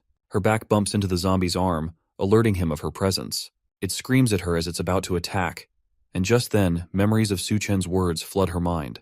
He told her that his resources are limited, so he can't keep her around just because she's pretty. She has to find a crystal core in a monster's head that will give her abilities similar to the ones he has. If she can't do that, then he won't allow useless people to stay around him. That thought triggers a reaction out of her, and she goes on the offensive before the zombie can take her out. With the heel of her shoe, she stabs her leg straight into the zombie's eye so hard that the other side pops out at the back of his head. The zombie stops moving, and she tries to pull her leg back, but it suddenly grabs her ankle, forcing her to stab its face a few more times before it finally falls to the ground. Then she grabs an axe from elsewhere in the room. It's a shame that Su Chen wasn't here to see her proving that she's not useless, but now she can check to see if it has a crystal core in its head. Back at the engineering university, Bai Chang and Lu Xiaofeng took Su Chen's advice and started organizing the students to evacuate. Bai Chang even contacted her brother Bai Ming and asked him to bring his troops to join them and ensure the students' safety. With that taken care of, Su Chen returns to the snake in the school's reptile laboratory and continues to pay special attention to it. After a time has passed, the creature starts its mutation and begins to grow in size. Su Chen watches it with interest, wondering just how far it can mutate, and the creature stares right back at him in contempt. To help with its growth, Su Chen even prepared a large bucket of water for it so it could grow faster. As soon as he drops the water bucket on the ground, the snake slithers in. It seems like it already knows that it needs to get into the water to complete its mutation, which saves him the trouble of trying to force it in. As soon as its body touches the water, it starts to grow into a large and terrifying beast, with a dragon head and a large, scaly body. Su Chen watches as it violently beats against the sides of the bucket, until finally the bucket explodes, spreading the water all over the room and revealing the evolved form of the former snake. It had such massive growth from just the initial mutation, and all of this came from a simple bucket of water. If he had decided to wait until the flood came, then this would have been a much greater disaster. Now that the beast has grown up, Su Chen summons one of his swords and makes it an offer. If it chooses to submit to him, then he might consider keeping it as a pet. The monster is having none of that and tries to escape through the window before Su Chen can catch it. It looks like it really did develop some intelligence and knows that it won't be able to properly fight against Su Chen, especially in that closed-off room. It breaks through the window, out into the campus courtyard, and Su Chen jumps out right behind it. Then it tries to slither away and save itself, but it's not even close to fast enough to escape the sword of our protagonist. Su Chen drops from the sky and stabs the sword onto the creature's scaly skin, but to his surprise, the sword snaps in half. It looks like the scales are much harder than he thought. The snake turns and roars at Su Chen, and he realizes that if blades don't work on it, then he's just going to have to use his fists to smash it to death. He delivers the first punch to the beast's head, sending it crashing to the ground, but it retaliates by wrapping its body around him, trying to choke him out by entangling him. But Su Chen realizes that the attack is actually just a feint, and the creature's true goal is completely different. It opens its wide-fanged mouth and prepares to bite down on our protagonist. Meanwhile, back with the survivors, Bai Chang can't help but look towards the campus. Her brother notices her constantly staring back and teases her about not wanting to part with the handsome man named Su Chen. She tells him that if he doesn't speak, no one will treat him like a mute, and it's obvious that she wants him to stop talking. That catches Bai Ming's attention, and he realizes that his sister must really like this guy. But that doesn't change the fact that if he stays on campus, then he's doomed. Bai Kang is sure that he won't die. From the moment that she first saw Su Chen, she felt that he was very strong. He had a deep gaze and a mysterious aura about him, which made him look like a monster. Because of this, she's sure that he will survive, and they will definitely meet again. Meanwhile, Su Chen easily breaks out from the snake's strap and grips it by the throat. There's no way such an easy thing would be able to trap him when he has grown so strong. He uses his foot to push down on the snake's body and frees himself while the snake struggles to free itself from his grip. He has heard that snakes have highly developed nerves, so even if he chops its head off, it should still be able to bite. So instead of ripping its head off, he rips the entire snake in half along the middle, making sure that it will never be able to bite again. And in the remains, he picks up the crystal, and he's eager to see what kind of ability it will give him. Eventually, the heavy rains start, and just like Su Chen warned, the city begins to flood. If the extreme heat manages to destroy people's will, then the flood sweeping through the entire world will completely destroy human civilization. Even inland cities like Chengdu could not escape the massive, devastating flood, and everything ended up being swept underwater. The engineering university's low terrain left only tall buildings like the administrative building above water. Meanwhile, Su Chen is also not safe from the rising floodwaters, and gets immersed in the water. Thankfully, after absorbing the golden king snake's core, it grants him the ability to move and breathe freely underwater. Because of that, his body has undergone even more changes and has become stronger. After coming in contact with the water, his body developed tiny scales, and his strength improved massive amounts. On top of that, his eyes have become more sensitive to light, and a protective membrane has formed in front of them. Even though he's not using his nose or mouth to breathe, he isn't suffocating underwater, and it feels like he's breathing through his skin. All of these are abilities that he borrowed from the Golden King snake. Although it's not a water manipulation ability, being able to breathe underwater is still very beneficial for him. The floodwaters surged from the Green City Hotel area, so swimming upstream against the current is impossible. The current is fierce, and the debris in the water is like hidden debris. All of this is hindering him from making it back home to the hotel suite. On top of that, it seems like the volcanic eruption has reached its peak, but because Shangdu is far from the volcano, the sky looks relatively clear. When the massive amount of volcanic ash fills the air and blocks out the sun, the doomsday winter won't be far off.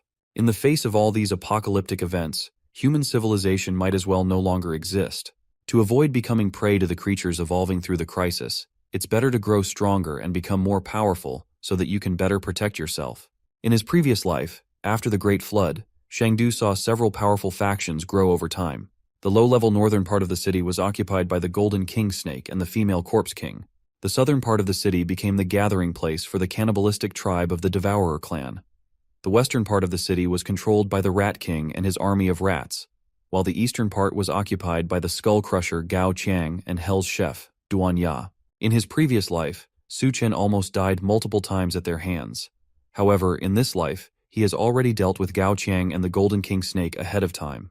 In order for him to stay strong, the best method is to get the remaining crystal cores for himself. However, the Devourer clan has a large population and numerous factions. On top of that, the female Corpse King is elusive, which makes it nearly impossible for him to find her now. In his previous life, the University of Technology had experienced a rat plague, which means that the Rat King should be there.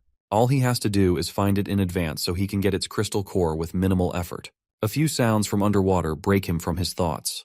It seems like he has relaxed for too long, and multiple underwater creatures have ended up surrounding him. Meanwhile, elsewhere in the flooded city, two men hang on for dear life against the raging floodwaters. They desperately wonder how a flood broke out from the middle of nowhere. As they're clinging onto the tower, they notice someone rapidly swimming towards them. Anyone in the water should be as good as dead, but it looks like whoever that is has a lot of energy in them to be swimming that fast. It's not just that either. They also recognize the man speeding towards them. It's Su Chen, the guy that the Bureau had sent them to watch over. If it wasn't for him, then they wouldn't be stuck here in the flood. If he dares to join them up in the tower, they'll kick him right back into the water. One of the men notices that Su Chen is moving really fast for someone that is barely surviving in the floodwaters, and on top of that, it seems like someone is following him. Behind the man swimming like he owns the sea, there are multiple sea zombies sprinting through the water behind him. Despite that, Su Chen is swimming faster than them, against the rising current of the water. He continues getting closer to the men, and they shout warnings at him not to come any closer. Our protagonist recognizes them as people from the Federal Bureau of Evolution, and he's surprised that his influence has already spread that far. That's perfect for him since he can get information out of them in this situation. Our man leaps out of the water onto the tower and uses one of the men as a stepping stone to get to the top. The man loses his grip and falls off the tower towards the zombie-infested waters below.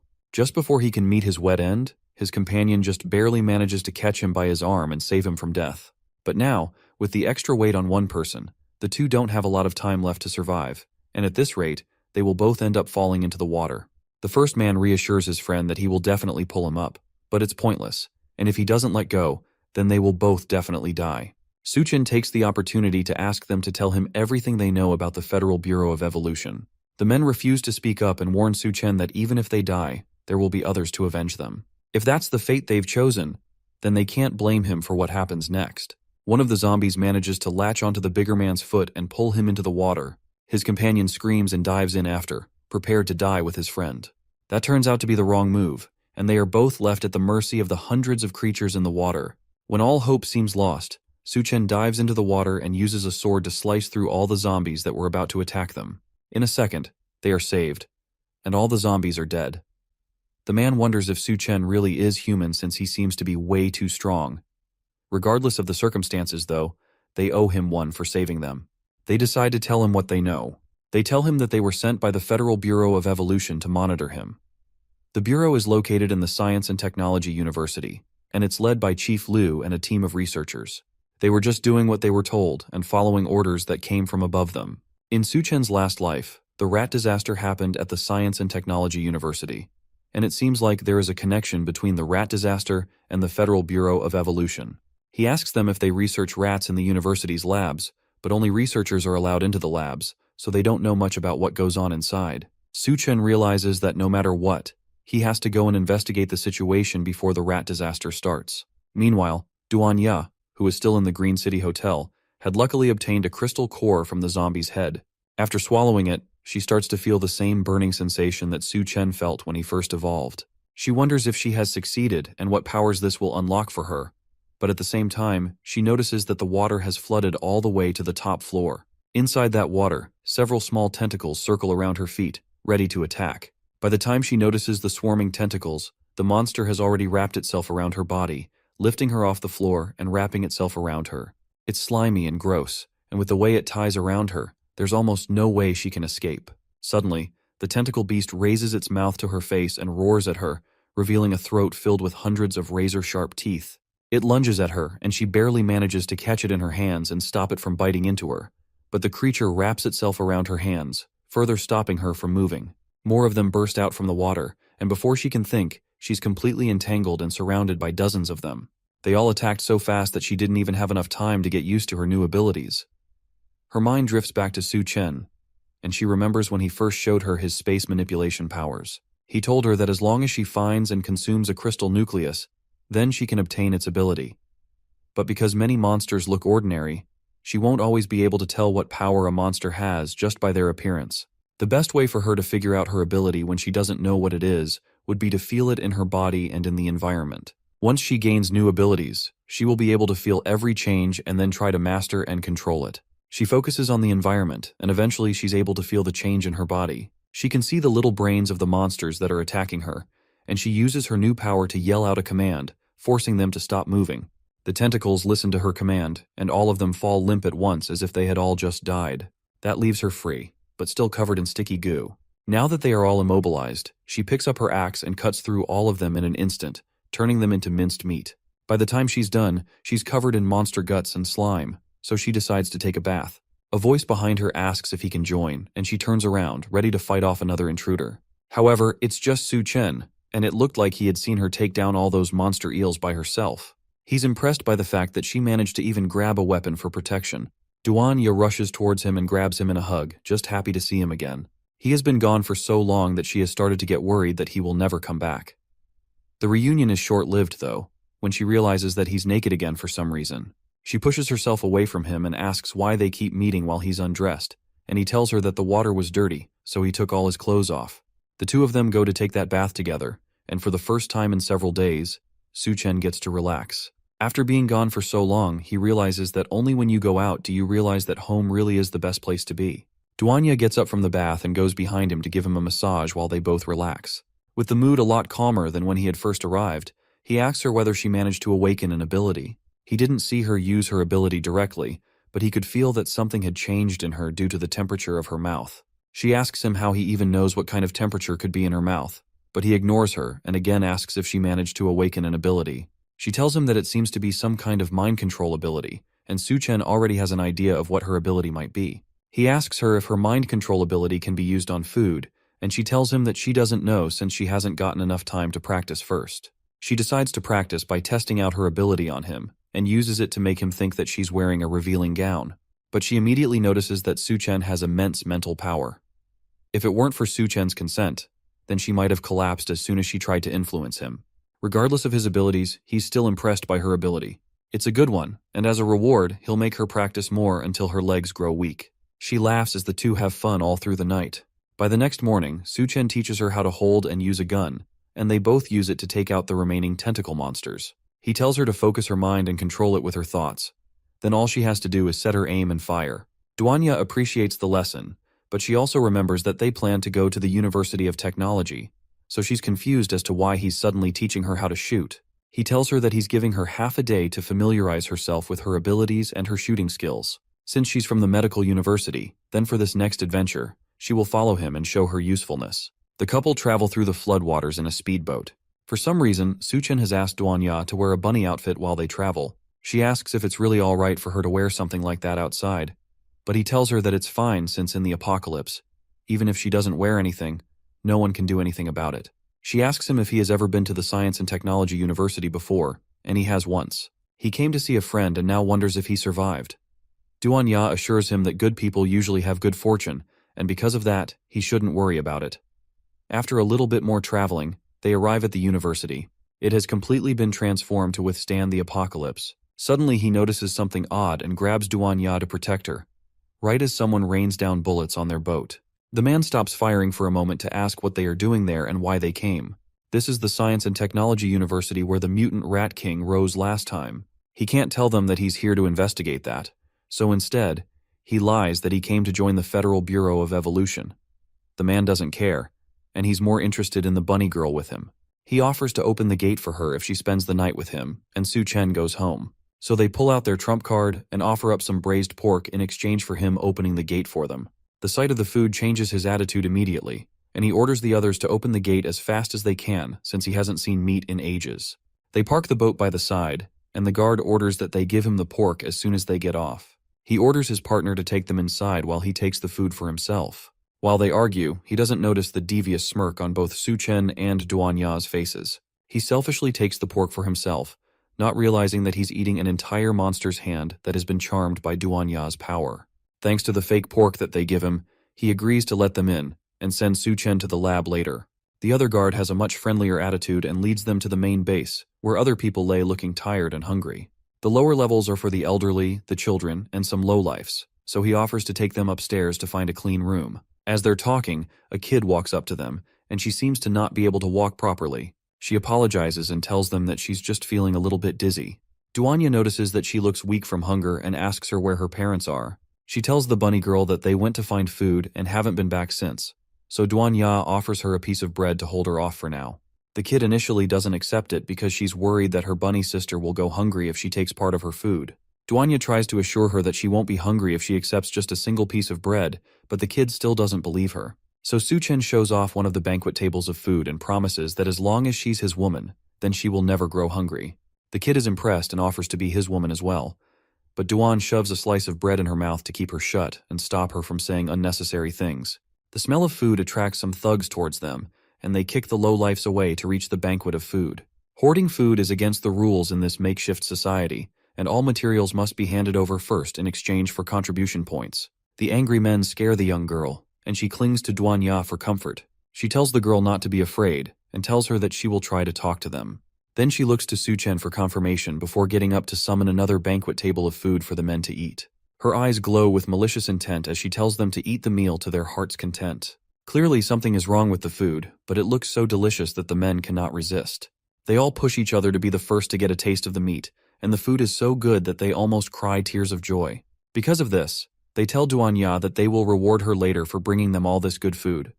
But they won't let Su Chen go off so easily. He is a newcomer who broke the rules, so they have to punish him, and they decide to do so by bringing out two people who look feral. The punishment is a life-or-death duel where he has to kill the two people or be killed by them. Su Chen recognizes them as the two brothers he met on the tower while swimming through the city.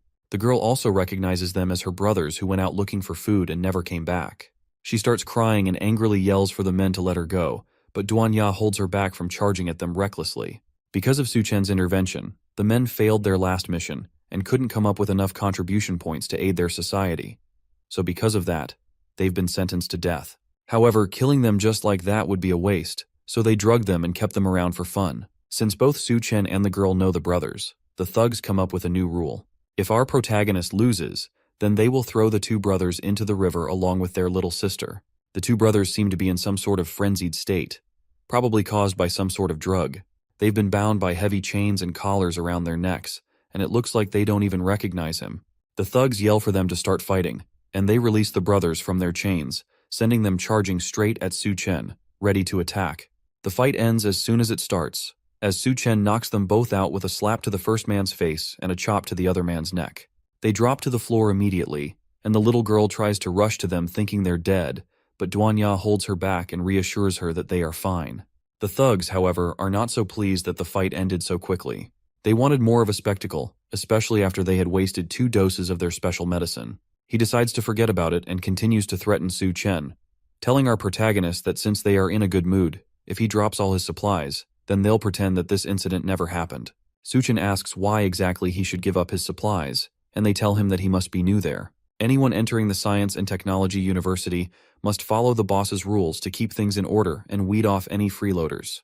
They don't support freeloaders in their camp, and if he wants to stay there, then he needs to earn contribution points by handing over resources or finding supplies. In this camp, contribution points must be similar to what money used to be, and just like in the real world, it only benefits those who make the rules. Su Chen agrees to their terms and tells them that their last bit of food has already been eaten by them, so they don't have anything left to give.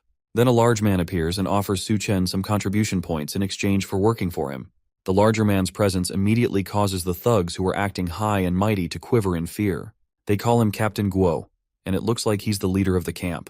He rides in on a giant chair carried by multiple slaves while a scared-looking woman rests between his legs. He offers them free meals and accommodation along with high salary positions, and all they have to do is make sure to be loyal to him and work hard. As he's talking, one of the slaves trips and falls to the ground. Captain Guo wastes no time and stabs a knife-tipped spear through the fallen slave's chest, killing him immediately. He tells Su Chen that they are short on people, and he's just in time to replace the slave that's no longer useful. The bunny girl, especially, can be given unlimited meals and good living accommodations if she decides to work for him. As he talks, he grabs the woman laying against his lap and plays with her body. He reminds them that it's the apocalypse now, and industrial production has ceased. By giving them this offer, he's making a big sacrifice for them. On top of that, he's already bored of the people he's been using so far, and they are due for replacement. The other thugs yell at Su Chen to accept the offer immediately. When their great boss needs a new woman, he'll let the others have fun with the old ones. Their boss, however, has other concerns apart from the new workers he needs. He smells something among the thugs and asks them what they have been eating. In their rush to get the food that Duanya gave them earlier, they forgot that eating meat without the boss's permission is a death sentence. They immediately drop to their feet and beg their boss for forgiveness. In the future, they will definitely give him any food they find first. He tells them to stop their groveling and shut up. He's not interested in any food they've been eating, and just the smell of it is killing him. Did they eat poop or something? What in the world did they find that smells so bad? That catches Su Chen and Duanya off guard. Did he somehow see through Duanya's mental control? It looks like he wasn't even affected at all by it. The thugs tell him that they ate only the food that Su Chen gave them, but with the mental control broken, they immediately realize what they've been eating this entire time. Their stomachs protest the horrible food, and they rush to the bathroom, desperate to push out everything they've been eating. Captain Guo sighs in exasperation and wonders how he ended up surrounded by such idiots. One day, he'll get rid of all of them and bring in people that are actually reliable. Su Chen notices that despite his immunity to Duanya's mental control, he can't sense any abilities from the large boss. Despite that, he gives off a very powerful aura that's noticeable even by him. On top of that, his influence was enough to snap everyone out of Duanya's mental control. He wonders what kind of person Captain Guo is, and just judging by his subordinates, he can't be anything good. Our protagonist is more than strong enough to wipe out the entire camp immediately, but killing them now will only complicate his plans later. First, he needs to find the mutant rats first, then he can take care of the rest. Captain Guo snaps him out of his thoughts and asks our protagonist what he thinks of the slavery offer. Su Chen blandly tells the other man that he's not interested, and Captain Guo laughs. He claims that one day Su Chen will come begging to him. Then he calls another one of the people in the camp and orders him to take over the front position so he can leave. As he leaves, Captain Guo tells one of the survivors to keep an eye on Duanya. After all, women as hot as her are rare to find. With the other man gone, Duanya apologizes for not having the strength to keep her mind control powers active. That man's mental strength was very strong, and it didn't have any effect on him at all. Su Chen assures her that it's not her fault. If those guys didn't die after eating the water ghoul's corpse, then there's definitely something strange going on in this camp. They need to be careful going forward and avoid anything that will bring too much attention to them. One of the survivors approaches them as they're having their discussion. He tells them that they have angered the guards, and because of that, they should follow him if they want to be safe. It seems like this survivor knows Su Chen, and he introduces himself as Miao Pu Yuan, the roommate of one of Su Chen's former friends named Tian Yue. They met the last time he visited the school, before the apocalypse started. He takes them to another building within the university that hasn't yet been destroyed by the raging floodwaters. There, Duanya manages to use the limited supplies to treat the two brothers that were knocked out by Su Chen. Though their supplies of medicine weren't abundant, it'll be sufficient for now. Thanks to it, the two brothers are not in immediate danger, and Duanya managed to stabilize their conditions. The little girl thanks her for her help and stays beside her brothers to take care of them. Su Chen asks Xiao Miao if all the students are living here now, and he confirms that all the surviving students, regardless of their gender, are taking refuge in the building. Since Tianyue often helps everyone in this place, it is considered the field team's territory. The field team is a strong faction that can even take on the Devourer clan that threatened Su Chen earlier. As they're talking, another man comes into the room and asks Su Chen if he wants to join their group. It's Tianyue, and he doesn't recognize Su Chen at first, but Pu Yuan introduces him, and the field team leader is delighted to see his old friend again. The two men hug, and Tianyue nearly cries as he holds on to Su Chen. He almost thought that they would never see each other again. Since it's rare for two brothers like them to meet again after such a long time, he suggests that both of them go and have a drink. Since he just came back from a mission not too long ago, he can afford to stay with Su Chen for at least a few days. As they're talking, he notices the beautiful Duanya staring at them, still wearing her bunny suit. Tianyue immediately recognizes her as the legendary beauty of their university. She was known back then as the cold goddess Duanya. She's still embarrassed about the whole thing and nervously tells them that those sorts of things were in the past, and they don't matter now. The faction leader asks Xiao Miao how exactly the legendary goddess made it to their settlement, and why in the world she's dressed as a bunny maid. Now that it's been pointed out, Xiao Miao also notices that the woman in front of him was Senior Duanya from the medical school. All their stares and comments cause Duanya to cling to Su Chen and ask for a change of clothes. It's way too embarrassing to be dressed like this in front of her juniors. Su Chen smiles and agrees to let her find a change of clothes, while the other two men seethe in jealousy that their friend is hugging the goddess Duanya. After that, Tianyue offers her a private room to change into. It's a bit messy, but she can sit anywhere she wants and get changed in peace. Su Chen notices that it's a luxury room, and Tianyue must have purchased it with a large number of contribution points. The faction leader also notices that the two of them didn't bring any bags with them, and he wonders where the clothes came from. But Su Chen changes the topic immediately and asks about his regular missions. They must be dangerous if it takes several days for him to go and return.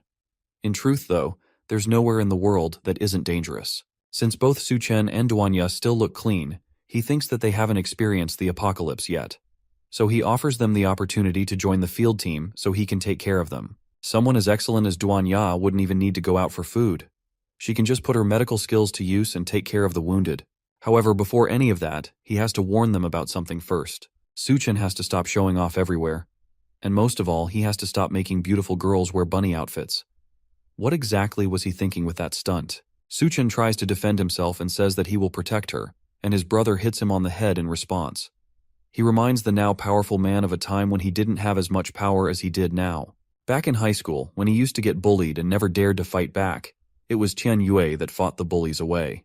The guard captain Guo is not a nice guy, and when he sets his sights on a woman, they usually don't have good endings. Beautiful women like Duanya are no exception, and now that he has his eyes on her, he won't let her go easily.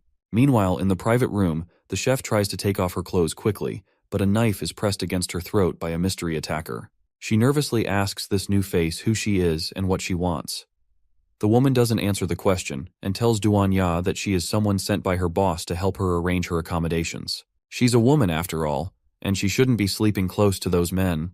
Duanya may not know who she is, but we already know her as the freaky lady is. She's the woman that listened in on Su Chen's entire fight back in the school administrative building, and she saw firsthand the kind of power he has. Right now, though, she's just a messenger sent to capture the beautiful senior Duanya. The chef tries to tell her that there is already enough space in the settlement, and she doesn't need any help, but the other woman insists. The boss asked her specifically to come over, and no one refused the boss. Duanya, however, is about to become a pioneer. She uses her mind control powers and tells on the woman, causing her to pause, unable to move her own body. Then she tells her to let go, and the woman complies, stepping away and dropping her hand. Using her mental power to forcibly control people is always difficult, but she can manage to do it for a short time. For now, though, she has done her part, and Su Chen can handle the rest. As she walks towards the door to alert the others, the woman forces her body to move and manages to stab her own hand. The shock of the pain forces her senses to return to her, and uses the brief moment of clarity to attack Duanya. The two slam against the wall, and the commotion alerts the others outside. They bang on the door and ask Duanya what's happening. There's no way someone would make so much noise while just changing clothes. The attacker tries to silence her by covering her mouth, but it's no use. Since they don't hear any answer from inside, they assume the worst and break into the room. The first person to walk in is shrouded in shadows, and the mysterious attacker doesn't recognize him at first. so she rushes at him with blinding speed, ready to attack and kill. Tianyue tries to get in front of him and protect his friend, but that's not necessary since the attacker recognizes who she's up against immediately. She saw what he did in the University of Science and Technology, and she knows his name well at this point. The one called Su Chen took on several zombies by himself and won with little to no effort. Although she has killed many people, her instincts tell her that if she makes a bad move against him, she's not going to survive what comes next. With little opportunity to stop herself or change direction, she instead kneels while still running towards him, causing her to come to a grinding halt right at his feet. Then she nervously asks him to punish her and calls him her master. Su Chen has no idea what she wants and what her intentions are, and she asks him if her sincerity is not enough to please him. To show that she's truly giving herself to him, she strips down her clothes and asks him again if that is good enough for him. Tianyue asks our protagonist if his taste in women has shifted so heavily, while Xiao Miao nervously looks away. But taking off her clothes was just a distraction to get their attention away from her. With everyone properly flustered, she launches a smoke bomb, covering the entire area in a thick fog before rushing off in an attempt to escape. Before she can get very far, Su Chen grabs her by the neck and raises her off the ground, stopping any escape plans that she might have had. He asks her if she really thought that she would be able to escape so easily, and it's obvious that he's going to get rid of her. The assassin begs for her life and tells him that he can't kill her. She tells him that the girl he saved, as well as her two brothers, have been taken to the settlement's arena. If he kills her, then there will be consequences, especially for those three. Su Chen couldn't care less and tosses her into the floodwaters outside the building. The others, though, are more concerned about what she said. The girl she mentioned is Xiao Mei, and the guards must have taken her as well as her two brothers while they weren't paying attention. Xiao Miao asks what they should do now. If they don't save them, they'll be bitten to death by the big mutant rats. The topic of rats catches Su Chen's attention, since that was the main reason he came to the settlement in the first place. He decides to go and check it out for himself, and Tianyue asks him to stay calm and avoid conflicts. Meanwhile, in the arena, Xiao Mei nervously stands in the middle of the field, prepared to fight for her brothers. Captain Guo sits on a stage in front of her, clearly controlling the whole thing. He tells her that since her two brothers failed to complete their tasks, then they have been given the death sentence. However, since she is willing to enter the arena and fight, he has decided to give them one more chance at life. The two brothers hang by their necks behind the man, inches away from their deaths. They shakily try to tell Xiao Mei to not believe him and run for her life, but Captain Guo tells them that it's already too late for that now. Xiao Mei, on the other hand, refuses to leave. If there is even a small chance that her brothers will be free, then she will fight with everything she has to get them out of there. She asks the large captain one more time if he will really let them go, and he tells her that he will keep his word only if she manages to survive. Behind her, a cage opens up and a large rat marches towards her. She only has a second to turn towards it before it bites down on her arm, causing her to scream in pain. Then it lifts her off the ground and tosses her around, preparing to eat her. As she fights for her life, memories of her and her brothers swarm through her mind. She remembers a time when they were starving, and one of them managed to find a pile of mushrooms for them to eat. She told them that mushrooms were dangerous, and her other brother decided to test the mushroom by eating it himself. After all, he doesn't want a young girl like Xiao Mei to eat something so uncertain. After eating two of them, he immediately passes out from the poison, and they barely manage to save him. That incident was what made the two brothers journey into the city to complete the task of tracking down Su Chen. If they succeed and come back, then they will earn contribution points, and they will no longer have to starve and eat uncertain foods. Those two men that risked their lives for their sister now shouted for her to run and not worry about them. She needs to survive and live well without them, and they can't bear to watch her being eaten alive by a rat. Captain Guo tells his guards to shut them up, and they kick the logs holding the men up, causing them to fall and choke on the ropes. Xiao Mei screams for her brothers and tries to fight back against the rat. She takes the large stick she's been holding and stabs it straight into the rat's eye, causing the creature to scream in pain and finally release her. Then she makes a mad dash to save her brothers and tells them to hang in there. That's a poor choice of words, but her heart is in it. The rat monster recovers and manages to rush after the girl before pinning her down under its paw. Captain Gu laughs at the whole spectacle of her trying to save her brothers as Xiao Mei cries for her brothers. There's no way for her to escape, and all seems lost already while the rat looms menacingly above her. In one last effort, she screams for someone to come and save them, and Su Chen immediately arrives, killing the rat with one quick slap to the face. The others are right behind in, and Tianyue screams at Su Chen for being too impulsive. To Su Chen, though, that was too easy of a kill, and these creatures were nothing but overgrown rats. Captain Guo stares at him in shock, but manages to quickly recover. He didn't expect someone to come into his arena willingly, but since it's death that our protagonist wants, then he will happily give it. As he talks, large gates open up around them, and the rats inside scurry over each other to escape. Su Chen stares them down and prepares to take on an army of giant rats with one hand in his pocket. While Su Chen faces off against the rats, Xiao Miao and Tian Yue manage to free the two brothers from their death traps. They thank her for saving them, but the little girl reminds them that it's actually Su Chen that saved them. Meanwhile, in the higher floors overlooking the arena, a soaked assassin watches the match in contempt while standing behind a scientist. The man in the lab coat asks if Su Chen is the special research material that she mentioned before. She confirms that he is someone with superior genes that will definitely solve the instability of the Doomsday genes. If they can do that, then they will be able to make the rats that were created using the latest technology bigger and more ferocious than before. Su Chen stares those same rats down, and it seems like both of them are ready to attack in an instant. The scientist has high hopes for our protagonist, but if he dies here, then he doesn't deserve to be their experimental subject. Su Chen wastes no time unintentionally proving himself by easily killing several giant rats in less than a second. His companions gasp in shock, and Tian Yue wonders if this is the Su Chen he really knows. Unfortunately, despite all of his showing off, there were no crystal nuclei in any of the giant rats. That meant that his only hope of getting one would be from the Rat King. Just then, as if on cue, someone makes an announcement from the speakers set up around the camp. It's the scientist that has been overlooking the fight this entire time, and he tells everyone present that Su Chen is the experimental material he needs for his work. He orders Captain Guo and Tian Yue to bring him up, whether dead or alive. It looks like the two bosses of the settlement answer to him, and Captain Guo is more than happy to bring Su Chen over for experimentation. Xiao Miao quietly warns Duanya to run away with him quickly because the situation has become dire. If she doesn't leave now, then she won't be able to leave again in the future. She tells him that she's not leaving as long as Su Chen is there.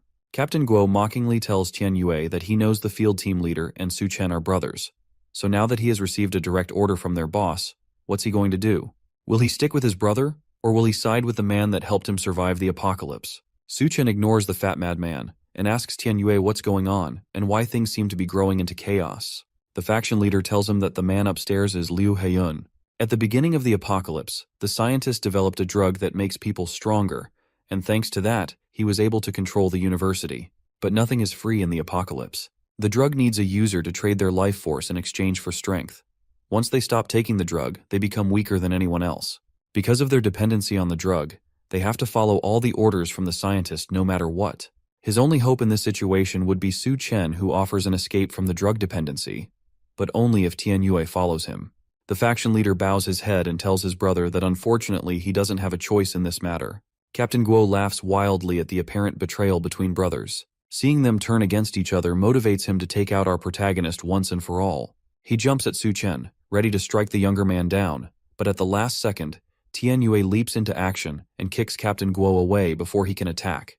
The large man clearly didn't expect the attack and gets sent flying by the kick. He growls aggressively at Tian Yue, who takes off his shirt, ready for a life-or-death brawl between captains. Despite the odds against him, he decides to stand up for what's right and what he cares about. Tian Yue tells the large man that he's betraying the doctor because he only wants to use the drug to control them. There's no need to stand beside someone who's using his life as a bargaining chip. If he has nothing to lose, then it won't matter if he dies at the end of the day, but if anyone dares to touch his brother, then he will fight them to the death. Su Chen smiles at his brother as he stands in front of the group. In that moment, the faction leader looks exactly like our protagonist remembers from many years ago. Tian Yue rushes over to clash with the powerful captain, and the larger man promises to crush them all together since he's so eager to die. Tian Yue manages to land several powerful punches all over Captain Guo's body, but the larger boss reveals his trump card. Their boss knew that he'd betrayed them, so he gave the captain a higher level drug than he gave to Tian Yue. Thanks to that, the fat is his strongest defense, meaning that no one can hurt him. The captain raises his weapons over his head and brings them down on the unsuspecting Tian Yue. The faction leader just barely manages to catch both clubs before they crush him, but the shock causes him to cough up blood. Then Captain Guo flips a switch on the weapon that causes electricity to surge through them. Tian Yue barely manages to hold on, but just as it looks like he's about to collapse, Su Chen comes in to help out his brother. He rushes in with a large kick to both metal mallets and uses his feet to push them out of Captain Guo's hands, causing them to pierce into his body and fall back. The stabs from the mallets and the surge of electricity cause Captain Guo to immediately pass out dead. The feats Su Chen pulls off just get more and more interesting as time goes on. So far, the scientist has spent all his resources and manpower to find ways to evolve humans into perfect beings. and his research has led to significant breakthroughs in his experiments. However, our protagonist's recent display of strength shows that all those experiments were pointless. The perfect human has been out there this entire time. The scientist gives Su Chen one more opportunity to join him and become the first truly perfect human. Of course, Su Chen knows that there's more to his plan than just humans. When he talks about perfect humans, what he's really referring to is a rat. For the scientist, rat genes are the closest to human genes, and using the rodent's genes, he can create an army of rat men and then conquer the world. In that case, the apocalypse would become a heaven for him and his rat army. Su Chen thinks the plan sounds really stupid and blatantly refuses the offer on the spot. Liu Heiyun only thinks that this must mean that Su Chen hasn't understood just how great his evolution project can be. All he has to do to convince our protagonist is show him just how great of an idea it is. The attacker from earlier lines up a sniper shot from the window looking down on the arena and fires. Su Chen dodges something that looks like a tranquilizer dart, and it flies straight into Captain Guo's chest. The large man immediately starts to mutate into a terrifying new beast, and the electrified mallets also get absorbed into his body. The big guy used to be a sumo wrestler, and his fat made him resistant to most heavy attacks. Combining that with the level 3 drug that was just injected into him, his strength has been enhanced, and on top of that, any damage he gets is healed immediately. Su Chen still couldn't care less and sends a flaming middle finger up at the deranged doctor. Nothing about this is great as far as he's concerned. This entire setup is just a huge excuse to turn people into monsters. That insult is the last straw for Liu Heiyun, and he orders the newly mutated Captain Guo to kill Su Chen so that he can extract the genes he needs from the corpse. The monster roars and immediately charges towards Su Chen with a sumo spin. Our protagonist manages to catch the rolling man just in time. Then he plunges his arm into the large man's head and rips out the battery from the electric mallets before stuffing it into Captain Guo's mutated face. The battery immediately explodes, which should be enough damage to kill the large man. However, thanks to his newly improved healing factor, his wounds heal immediately, leaving him horribly disfigured but strong enough to still fight. Su Chen finds the whole thing annoying and rushes back in to end the man and stop the fight all at once. He lands a devastating punch straight to what should be its jaw, causing the man to fall into a crater. Then he increases his speed as he attacks, kicking up a thick layer of dust while also pummeling the mutated man. In the current world, very few people know about superpowers, so it would be best not to let others see how he uses them. Because of that, he uses the dust and dirt to his advantage, which allows him to do whatever he wants while camouflaged. His main issue is the fact that Captain Guo keeps recovering no matter how much damage he takes. Despite how much he has clowned on the whole thing, at the end of the day, Professor Liu Heiyun's research is really impressive. Thankfully, Su Chen's space doesn't just contain supplies. It also contains something big enough to crush the man and make sure that he won't have anything to regenerate from. He opens up his space power and summons his secret weapon, which is several tons of concrete and steel. The large noise startles the onlookers outside, but the huge wall of dust stops them from seeing anything. Once it all clears, Su Chen sits in the center, on top of the piles of cement with the fatty buried underneath all the debris. Liu Heiyun starts to panic after seeing all of that. At this point, he doesn't care who Su Chen is or how special his genes are. All he cares about is the fact that our protagonist dared to provoke him, and now he will do everything to make sure our overpowered main character dies without a proper place for burial. All around him, the cages start to rise as thousands of rats prepare to swarm around them and attack. Su Chen isn't worried at all, and he's in fact excited because he planned to make sure none of them survive either. The others turn and realize that they've been completely surrounded. The rat people who start coming out of the cages are all the people who were once sent to the lab. It looks like Liu Heiyun turned them all into rat men, and now they obey his orders brainlessly. Su Chen can't deal with these small fry since his target is the deranged scientist watching over them. If he doesn't get up there and deal with Liu Heiyun, then the armies of mutant rats will never end. Because of that, he has to leave them temporarily so that he can take out the source. Duanya remembers he once told her that she needs to have value to stay by his side. If she doesn't prove that she can stand on her own here, then there is a chance that he will abandon her. With that, she understands her mission and assures him that she will keep them under control. Even with that, he tells her that if she needs him and can't handle it, then she should call out to him loudly. With Su Chen gone, she immediately takes charge of the situation and steps up to lead the group. There's a lot of rats around them, and she has never controlled so many at once, but in this situation, she has no choice but to do it.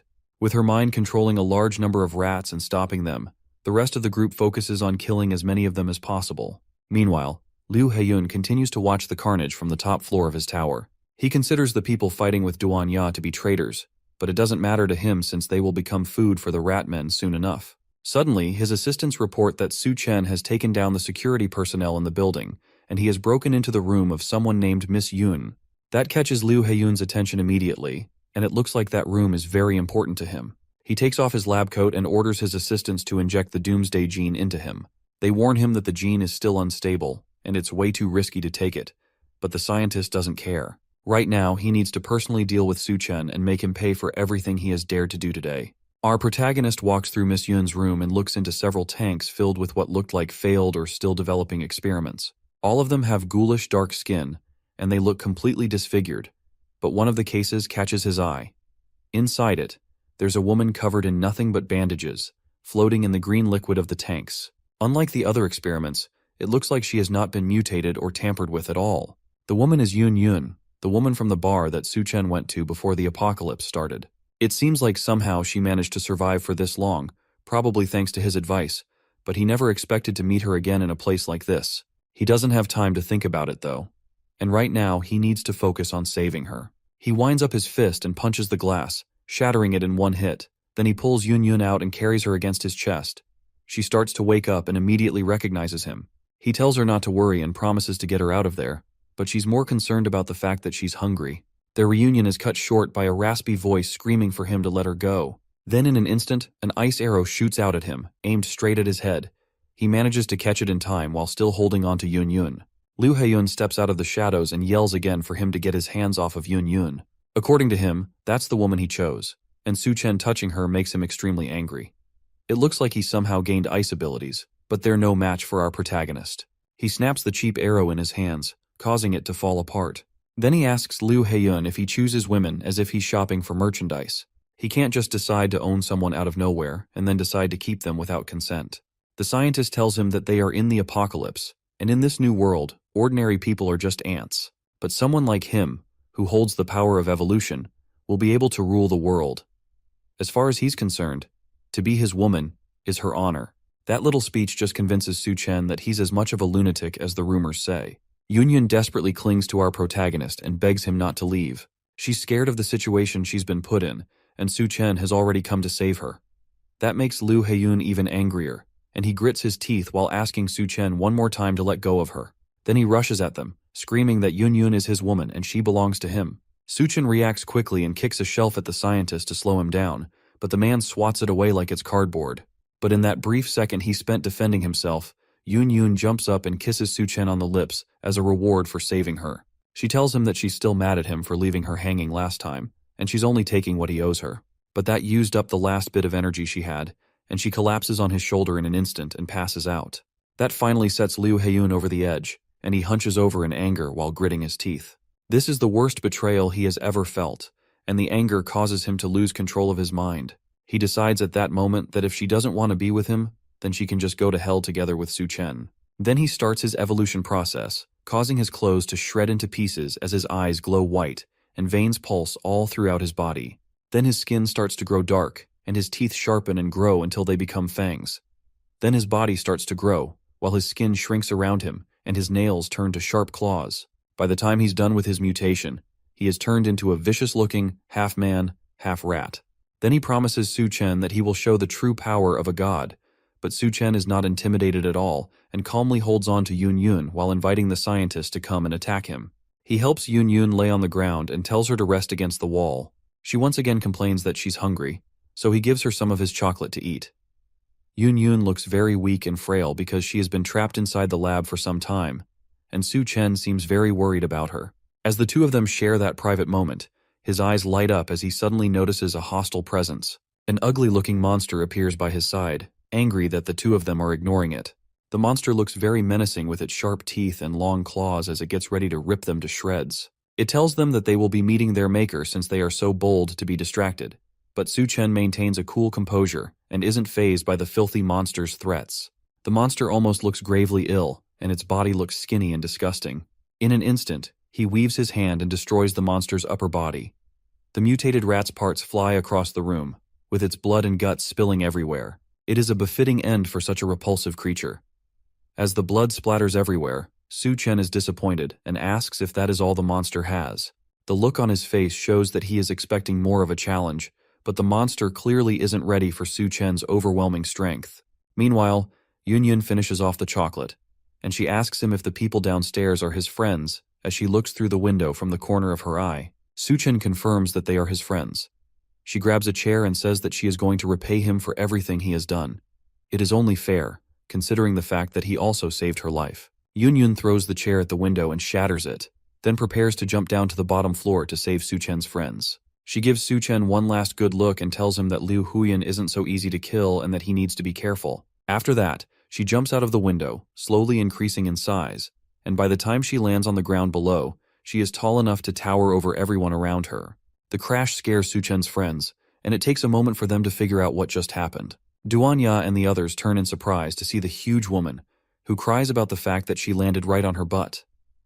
The bunny girl barely believes what she is seeing, while Tianyue just realizes that it's a giant woman who crashed the party. Somehow, despite her increase in size, she doesn't lose any of the bandages on her body. With the destroyed buildings and structures in front of them, they don't believe that they are looking at a giant woman.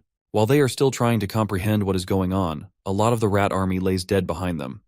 Yun grits her teeth and is still trying to recover from the pain of the fall. She eventually gets up and starts walking through the plains of the battlefield. The other people are still asking how a giant woman suddenly appears out of nowhere. As Yun moves around, Tianyue begs not to be crushed, especially since he can see between her legs from where he's standing, and he even says that he can see the color. She manages to crush one of the rats under her feet, causing it to scream out in pain and wriggle around under her leg. As the rat tries to escape from the giant woman's foot, Yun finally starts to realize just what exactly her new companions have been fighting against. She raises her foot to get a closer look, while the other rats gaze at her from below. The rats all look scared of the ominous aura that Yun gives off. Before she fully realizes that they are rats, they all start spilling out from the buildings and sprinting toward her. All of them are eager to avenge their fallen comrade, and they race through the now empty battlefield, grabbing anyone they can get their hands on as they make their spring. Some people try to run away, but only a few can escape, while the others are caught in the creature's paths before they get turned into rat food. As Yun realizes that she's fighting against giant rats, she starts to panic. She cries and asks for help because she can't stand the monsters. Everyone else starts to run away from her because she begins stomping the ground, which means that she might accidentally kill both rats and humans in her panic. The shockwaves from her stomps make them all run for their lives. She keeps yelling at the creatures to get away from her, while the other humans try to calm her down before she stomps them to death. Most of them give up on calming her down and try to get away. Su Chen watches the chaos as he marvels at Yun's insanely powerful ability. Unknown to him, as he stares out the window, the rats in the room begin morphing and coming back to life. He quickly turns his head and sees the creatures rushing toward him, but he knows that he can take them out. Su Chen doesn't resist as the rats swarm and climb all over his body. He acknowledges that Liu Huyan really isn't that easy to kill. Then he allows himself to get engulfed by the swarm while maintaining a calm demeanor. The rats merge together around him, forming a new body that looks like it belongs to the Rat King. A few seconds later, he is completely swallowed up by them, but not once does he try to save himself. From the depths of the horde, Liu Huyan's hand reaches out like an ominous being that has been brought back from the dead. The large rat emerges with his full body, now turned fully into the Rat King that Su Chen has been trying to find. He laughs and says that his body is practically immortal, mocking Su Chen's futile efforts at trying to defeat him. Now that the main thorn in his side has been taken care of, it's time for him to start taking over the world. The rest of the fighters below are shocked when the rats suddenly stop attacking. They all just stand like mindless figures, as if their minds have all been connected to a hive, and they are awaiting their next orders. Duanya and her companions wonder why the rats have suddenly stopped. With the rats all in sync, they gaze up to the top of the building, where their leader stands like a cartoon villain trying to take over the world. There at the top, Liu Huyan revels in his glory. He stands and smiles with his gross-looking body, feeling like he has won and there is no hope for his enemies. His eyes glimmer, and he has an overly confident look on his face. The other fighters recognize him as the king of the rats. They start to panic as they look at the sinister creature. All the rats kneel in unison, pledging their allegiance to their leader and honoring the one who makes their existence possible. The bunny girl and her companions are surprised that the rats are even intelligent enough to perform such actions. Meanwhile, Yun continues to prance around as she swats the rats away and tells them to get out of her way. She is angry enough at the unpleasant creatures and doesn't need their unappealing king, making matters worse for her. She walks up to Liu Huyan, confronts him, and asks where our main character is. She is ready to confront the Rat King on the spot if he doesn't tell her where Su Chen is. Besides, she still isn't done having her way with his chocolate. Liu Huyan isn't fazed by the confident woman who stands before him, and he tells Yun Yun that her precious man is gone. He feels disrespected that she speaks to him in such a dismissive tone, and he isn't going to take it. He tells her that she is asking for trouble, and the unsettling smile on his face shows that he is ready to deal with her. Yun Yun, not noticing early enough when the rats climb her body and start clawing at her skin, is frustrated and scolds them for distracting her from her goal of dealing with their king. It isn't just her who suffers at the hands of these relentless creatures. The bunny girl and the other unfortunate companions find it hard to keep up with the rats because they have suddenly gone berserk and are attacking them fiercely. While they try to stand their ground and hold their position, Yun Yun has been pushed down by the rats, who look ready to tear her apart. She tries to protect her face with her hands, leaving the rest of her body vulnerable. Li Huyan laughs at them and boasts about how he will use his rat army for his global plan. But he suddenly gets interrupted by Su Chen's voice. Our protagonist stretches out his hand from the depths of the swarm and apologizes for wasting time to find the crystal core. The mad scientist can't believe what is happening to him. He has a bewildered look on his face and says that Su Chen should have been completely devoured by him, but he underestimates just how strong our boy is. Su Chen rips open his chest with his two hands as he makes his way out of that chaos. He splits the Rat King in two and steps out with a fierce gaze and a red shine in his eyes. His body is marked with red streaks all over, and Li Huyan, despite being split, still can't believe it. Su Chen looks down at him. Please know that he has found what he has been looking for. In his hands, he holds the Rat King's crystal core. With the Rat King's crystal core gone, the mutated rats begin acting more vicious and crazy. Barricades can barely hold them back because they are able to squeeze through with their bodies. More of the creatures start to appear from tight spaces and corners, looking for the next target to consume. They pop out of the holes in the walls and in the ground. As they reveal themselves, they hold on to the dead bones of their pathetic victims. The guys who are caught up in the battle are irritated at the sight of the monsters. One of them complains that the rats are easily squeezing through even the tiniest of spaces.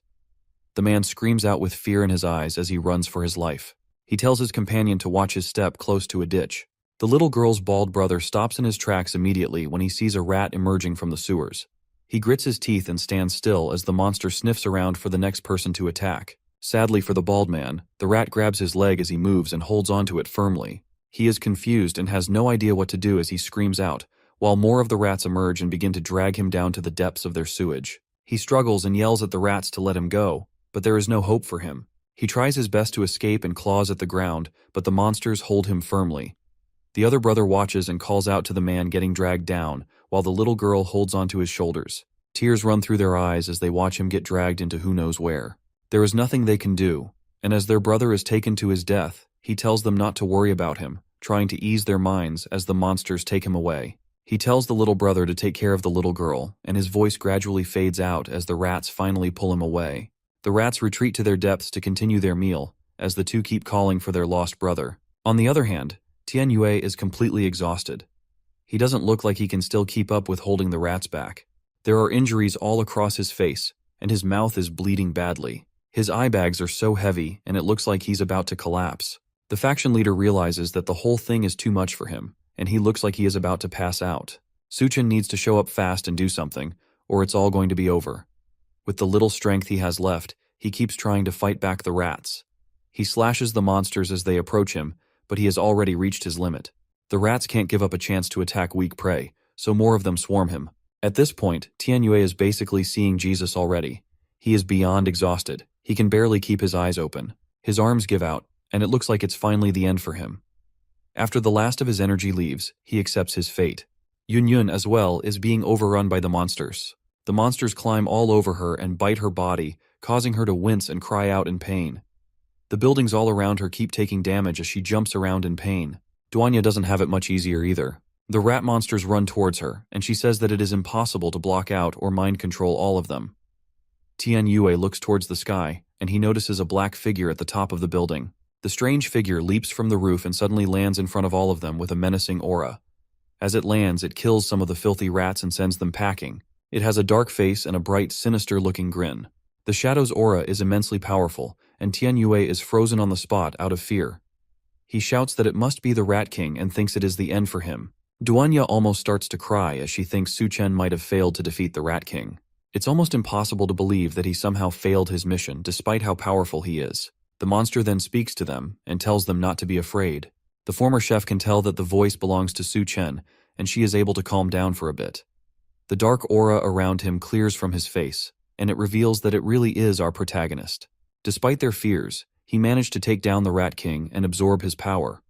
Although the remaining consciousness in the crystal core wants to devour him, thanks to his sharp mental strength, he is managing to hold it back. When in a tough situation, he isn't going to lose a battle of mental strength. He has a wicked smile on his face as the shadow slowly fades away from his body. Tianyue is glad to finally see his brother again. Su Chen thanks the faction leader for all the hard work he has done and how he managed to hold back the horde until the Rat King was defeated. Just as the shadow fades from his body, the mutated rats all fix their eyes on him. Now that a new threat has joined the party, they look eager to feast. They all rush towards him from behind, hoping to catch him off guard and overwhelm him, and Tianyue warns him to be careful as he sees the monsters rushing towards him. Nevertheless, Su Chen is unfazed and slightly turns his head to tell the monsters to get lost, with a devilish glare in his eyes. The rats stop in their tracks instantly, and the anger in Su Chen's gaze causes them all to scurry away. They turn to run, clearly terrified of going up against our man, and all of them look like they have just seen a ghost. The barriers that are meant to hold back the mutated rats end up being their escape route, as they squeeze their bodies to get through the little holes. The others escape through their underground tunnels, and the rest go through the vents. The rest of the human survivors can't believe their eyes. They wonder what has caused the rats to suddenly get scared and run away. Now, with the battle over, it seems like they just barely made it through the whole ordeal. Even though Su Chen isn't the Rat King, the remaining power of the crystal core is enough to intimidate the Ratmen into retreating. If he hadn't made it back in time, they would have just kept on coming out of every corner and attacking them. But there's no time to celebrate just yet. Tianyue starts to cough violently now that his body is going through withdrawals from the scientist's drug. Su Chen rushes to hold up his brother as the man looks ready to fall over and faint. It looks like the drugs that the scientist has been giving them are also a type of poison. It gives immense strength, just like they thought. But the more power they use, the deeper the poison effect. Su Chen desperately asks Yun what he can do to help his friend. She tells him that in Liu Heiyun's lab there is a corpse that has the answer to their problems. If he can get to it and extract a sample of its blood, then they can use it to make a serum that should be able to neutralize the poison. With a clear mission in mind, Su Chen heads back into the lab to try and find the monster that Yun described. He reaches a door deep in the building where he found the Rat King and wonders if this is the place that Yun mentioned earlier. As soon as he gets there, he notices that there is a strong, oppressing aura oozing from behind the door. Something unnatural is behind that door, and he can feel it just from outside. With no other options, he opens the door, allowing what seems to be stale, frozen air that is in the lab to leak outside. He notices that walking into the room feels like stepping into a black hole. As he walks in, he seems to pass through a thin barrier blocking the entrance of the lab. He breaks through it, but can't believe the feeling that it gives him. To him, it feels like he has passed through a wall of pure mental power. He analyzes his body to see if anything has changed, but there is none. He glances ahead and becomes confused about who he is staring at. From what Yun told him, there are supposed to be only corpses in the lab. But instead of a rotting corpse, he sees a lady sitting and working on the computer in front of her. From how she greets him, it's almost like she expected him to come and meet her. The lady turns and refers to him as her classmate Liu. Su Chen is confused as to why she is calling him Liu. She must be mistaken. After all, he looks nothing like that madman. He turns to look at himself in the reflection of one of the lab machines, but he sees that he really does look like Liu Heiyun. He immediately realizes that this must be some sort of illusion, and he has to wake up quickly. For now, though, all he can do is play along with the trick. He greets the older woman, calling her Professor Xiao, and she invites him to come and take a seat. Su Chen assumes that he has entered Liu Heiyun's memories as well, since he seems to be reliving his past experiences. Xiao then takes off her jacket, and he asks her what she is doing. She tells him that the lab is really stuffy and she needs to cool off. On the table beside them is a crab that is being experimented on. Liu explains to her that a common parasite is found in these crabs. She confirms it and says that it is a strange creature that uses its host to protect itself while coexisting with it at the same time. It's a parasitic organism called a succulina, and that's what both of them are trying to research with the crab. Or at least they were supposed to be doing that until Professor Xiao gets a better idea. As they look closer, Xiao asks if he finds the creature interesting as she rests against his back and starts feeling his chest. Liu is trying his best to keep his cool composure. She isn't making it easy for him at all, considering how revealing her clothes are. She continues to rub his chest, making him more nervous as well. The moment gets more heated when she leans in on him and says that she doesn't expect him to be so knowledgeable and also have a good physique as well. Liu gives a sly smile and looks like he is ready to make the best out of his current situation. He turns his seat around and Xiao sits on his lap, almost looking like she's trying to push him down.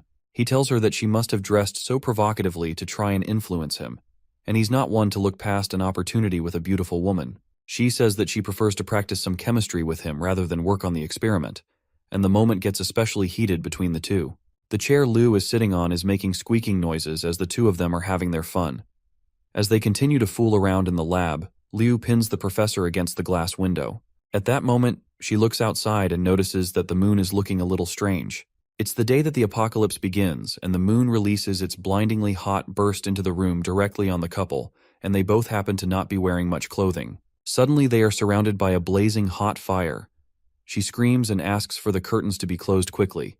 The heat is too much for them to bear, and they wonder when it will all end. The room of fun is turned into a survivor's hole, and the two of them try to ration the little supplies left in the lab. After some time, Xiao tells Liu that they are running low on food, but she is going to take the last snacks they have. There is a small bag of junk food that would only be able to last for one person. Liu gets furious as she takes it and slaps her away before she can touch it. He stares down at her menacingly as he tells her that the supplies are more valuable than her life. The scientist looks like something has possessed him, and you could see the furious rage in his eyes. The professor shakes in fear and apologizes for taking the food, saying that she is too hungry. She can't believe her eyes when he picks up a sharp knife and decides that if he hurries up, then he will be able to get the rest of the food in her stomach that hasn't digested yet. He plans to cut her open and salvage whatever meal he can find inside her. With a firm swipe of the dagger, her blood is sprayed everywhere in the room. Xiao's dead body lies on the floor, while Liu is glad that he has found some food, despite the fact that it is all in her stomach. Later on, he also says that the rats from earlier have evolved after eating her flesh, although their crazy evolution is far from perfect.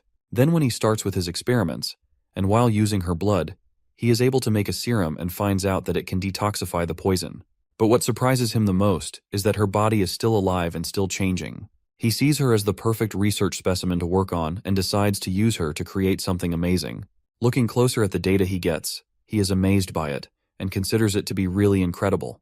According to him, it wouldn't even be an exaggeration to call it a doomsday gene. As Xiao's decaying body hangs in chains in the lab, he smiles as he tells her to expect more surprises from him since she just won't die. Then he revs up a chainsaw while laughing crazily and proceeds to cut her up some more. Xiao, who barely looks human anymore, asks if he has found the crystal core that he has been searching for and encourages him to eat it. While he holds a crystal core in his hands and continues his maniacal laughter, she asks him why he is hesitating so much. But Liu comes back to his senses and tells her that he won't eat it because it's just a piece of rotten meat. He shatters the crystal core, which surprises her, and asks him how he finds out. Slowly, Liu's image fades, and Su Chen's face is revealed. He says that if he truly has a crystal core in his hand, she would have died long ago. She curses the fact that Su Chen had managed to escape. She finally found a suitable human for her goals, and she was just one step away from victory. But it all got taken away by our main character's insane mental fortitude. Su Chen slowly reaches for her head and says that he is going to open up her brain, but she tells him to wait. She starts crying out in anger and desperation, telling him that she is just a poor woman who'd been hurt. Then she tells him that if he wants her power, then she is willing to give it to him as long as he lets her go. Su Chen looks at her in pity for a moment and reminds her that once a Sakulina enters a host, then it takes over the host's consciousness. With that in mind, there's no reason for him to let her into his mind. After that, he grabs her head, and she tries to beg one last time, but Su Chen isn't moved. He squishes her head, causing her blood to spill everywhere. Her body starts to fade away slowly, and he wonders if it is due to the absence of the crystal core. With the crystal core finally in his possession, he is glad that there is no problem this time. Seconds later, he remembers that his original goal was to get a sample of her blood. With Xiao turned to ash, he wonders what will happen to the antidote he is searching for. Thankfully, he realizes that there must be samples of the antidote in the lab somewhere. It is said that once the crab parasite takes hold of its host, it will form root-like branches in the host, connecting various parts of the host's body and controlling their behavior. The parasitic relationship eventually results in the host becoming a slave to the crab parasite. Now, with the university completely cleared out, dozens of refugees are left wandering the streets looking for a new home. Thankfully, the floodwaters have receded, which means that streets are clear for them to travel through. But it also means that the corpses that were originally under the water have begun to mutate once more. As the group walks through the empty streets, they are told to stop looking around and to keep walking in order not to waste time. Yun Yun is noticeably nervous and scared, and she asks Duanya where Su Chen is taking all the medical students. Duanya tells her that the escaped mutant rat men are lurking around the University of Science and Technology, and it is no longer suitable for human survival. The surviving medical students are scarce talents during the apocalypse, so Su Chen plans to take them to the safe zone area in the next town. Yun Yun is upset because they still have a long way to walk, and she is already getting really hungry. She decides that she needs to go and find Su Chen in hopes that he will give her something to eat, but Duanya holds her back and tells her that she isn't allowed to go. Yun Yun wonders why Duanya is being so overprotective and holding her back from getting food, but for the former chef, it's more than that.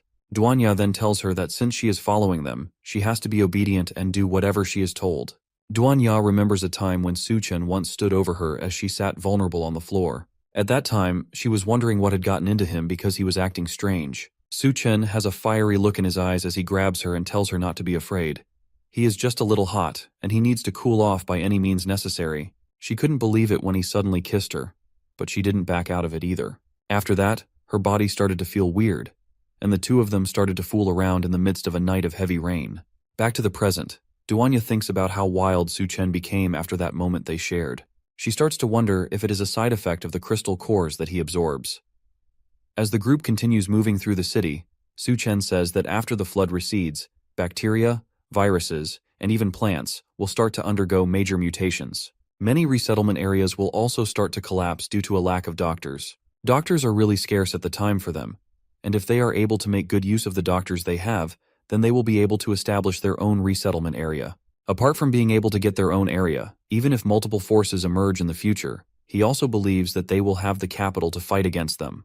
In addition to that, the harvest at that time was good, because Yun Yun found a method of making serums and recovery potions. Su Chen believes that after Tianyue and the others are done recovering, then they will be able to give him a helping hand when needed. Thanks to his space ability, he was able to store all the research equipment and materials from the laboratory building within his dimensional space. He then wonders about the rat's crystal core that he absorbed. Not only did it enhance his berserker ability, it also increased his physical strength. The crystal core also gives him ice powers, and although he can only condense a little ice right now, he is determined to find a way to increase it in the future. As if he isn't overpowered enough, the crystal core of the half-body female mutant also adds more abilities to his arsenal. Her crystal core gives him 2 psychic abilities, but he is upset that he didn't get the power to create illusions. Tianwei notices a weird sound coming from around them, and the others get very nervous. Su Chen activates his first psychic skill, which is spiritual perception. The ability probably came from the corpse's appetite for blood. His eyes turn to a sharp red color, and he grows a very intimidating aura, which allows him to see the heat signatures from the blood of living things about 30 meters around him. It is like he has turned into a heat-seeking radar. He then notices that the members of the Devourer clan were preparing to ambush them. He can see the numerous mutated people hiding in the buildings and waiting for the right time to strike. One of the members of Su Chen's group sees something frightening and tells everyone else to look up towards where he is pointing. Above them, they can see a female who has been hung on the traffic light pole, and a girl among them notices that the person hung is known as Rui Rui, a former roommate of hers. She tells the guys to hurry up and save Rui Rui before it is too late. It is a life that needs saving, and she can't stand seeing her friend in such a humiliating state. One of the guys attempts to go and save the girl, but Su Chen stops him and tells him to mind his business. Su Chen then tells his group to keep moving and stop wasting time. The girl can't believe how cold-blooded he is. She wonders if Su Chen is even still human, because it doesn't make sense that he would just watch someone die when there is still a chance to save her. Other people start to speak up, and they accuse Su Chen of not being a man at all. They decide to stay back and help since they can't just stand by and watch someone die before their eyes. The girl orders them to put Rui down quickly so that she can give her medical attention. Some of the men move to the traffic pole quickly and begin loosening the rope in order to rescue her. As they are loosening the ropes, arrows rain down on them and manage to pierce through most of the guys, killing them instantly. The sudden turn of events causes the once confident girl to shiver in fear. All of them can't believe that they just lost 2 innocent souls in an attempt to save one person. They finally realize it is a trap, but it's much too late for them to escape. 2 other guys burst out from the windows above them with axes. They quickly surround the girl and the guy she is with. The 2 men from the Devourer clan are as tall as mountains, and they tower over the group of people who tried to save their friend. One of the Devourer brutes grabs a girl by her face and licks her cheek to get a taste of her. Then he rubs his hand all over her body and calls his companion to come and have some fun with her first. The girl is scared senseless as she looks at the monstrosity that grabbed her head. She begs him to let her go, but there is no use. Her friend tries to fight for her, and he demands that the devourer let her go, but he doesn't see the other enemy rushing towards him with an axe. The man is slaughtered in an instant, and his blood gets splattered everywhere. As he dies, the brute tells him to accept his fate as food. The girl, however, isn't as lucky to have a quick death. The man rips her shirt apart and suggests that they keep her to breed instead of eating her immediately. The screams manage to reach Su Chen's group as they continue their march towards the safe zone. She asks him if the woman who was left hanging was used as bait, and he confirms it. But even though they've gotten what they want from the other group, that doesn't mean that they are safe yet. In fact, they are already surrounded by devourers. The guys start to panic and look around, hoping to find the attacks before they jump out. Su Chen, however, is as calm as usual since this is a perfect chance for him to test out his latest ability. Corpse control. He activates it, causing his eyes to glow a bright purple, and immediately, several undead corpses start to march out of an alleyway to attack the devourers hiding away in the buildings. This is the perfect time to make the people about to ambush them know the feeling of being ambushed themselves. The Devourer clan is immediately attacked by the rampaging horde of mutated corpses controlled by Su Chen. They have no time at all to react, but they are still able to cut through most of them like paper. These things are nothing but distractions getting in their way, and the two brutes manage to rip and tear through them with ease, sending the rest of them back and knocking out the larger group like bowling pins. But in their tussle with the mutated corpses, Su Chen and the others manage to leave undetected. The two brutes can't accept that, and they jump out of the building they were fighting in down to the streets to try and chase after them. As soon as they land, they see Su Chen calmly waiting for them with his hands in his pocket. They fell right for his trap, and now there's no hope of them escaping anywhere. The two brutes are excited that there's one more person waiting to die, and they decide to kill him first. But Su Chen isn't bothered. It's too bad that the Devourers don't have crystal cores, unless he would have personally taken them out. Since they aren't worth his time, then he'll let the mutated corpses play with them instead. As he says that, several zombies rush out of their hiding places and surround them again. This time the numbers are way too large for them to just brush off like they did before, and they are forced to fight for their lives. Meanwhile, in Hecheng, Su Chen's group of survivors finally makes it to the safe zone they've been traveling to this entire time.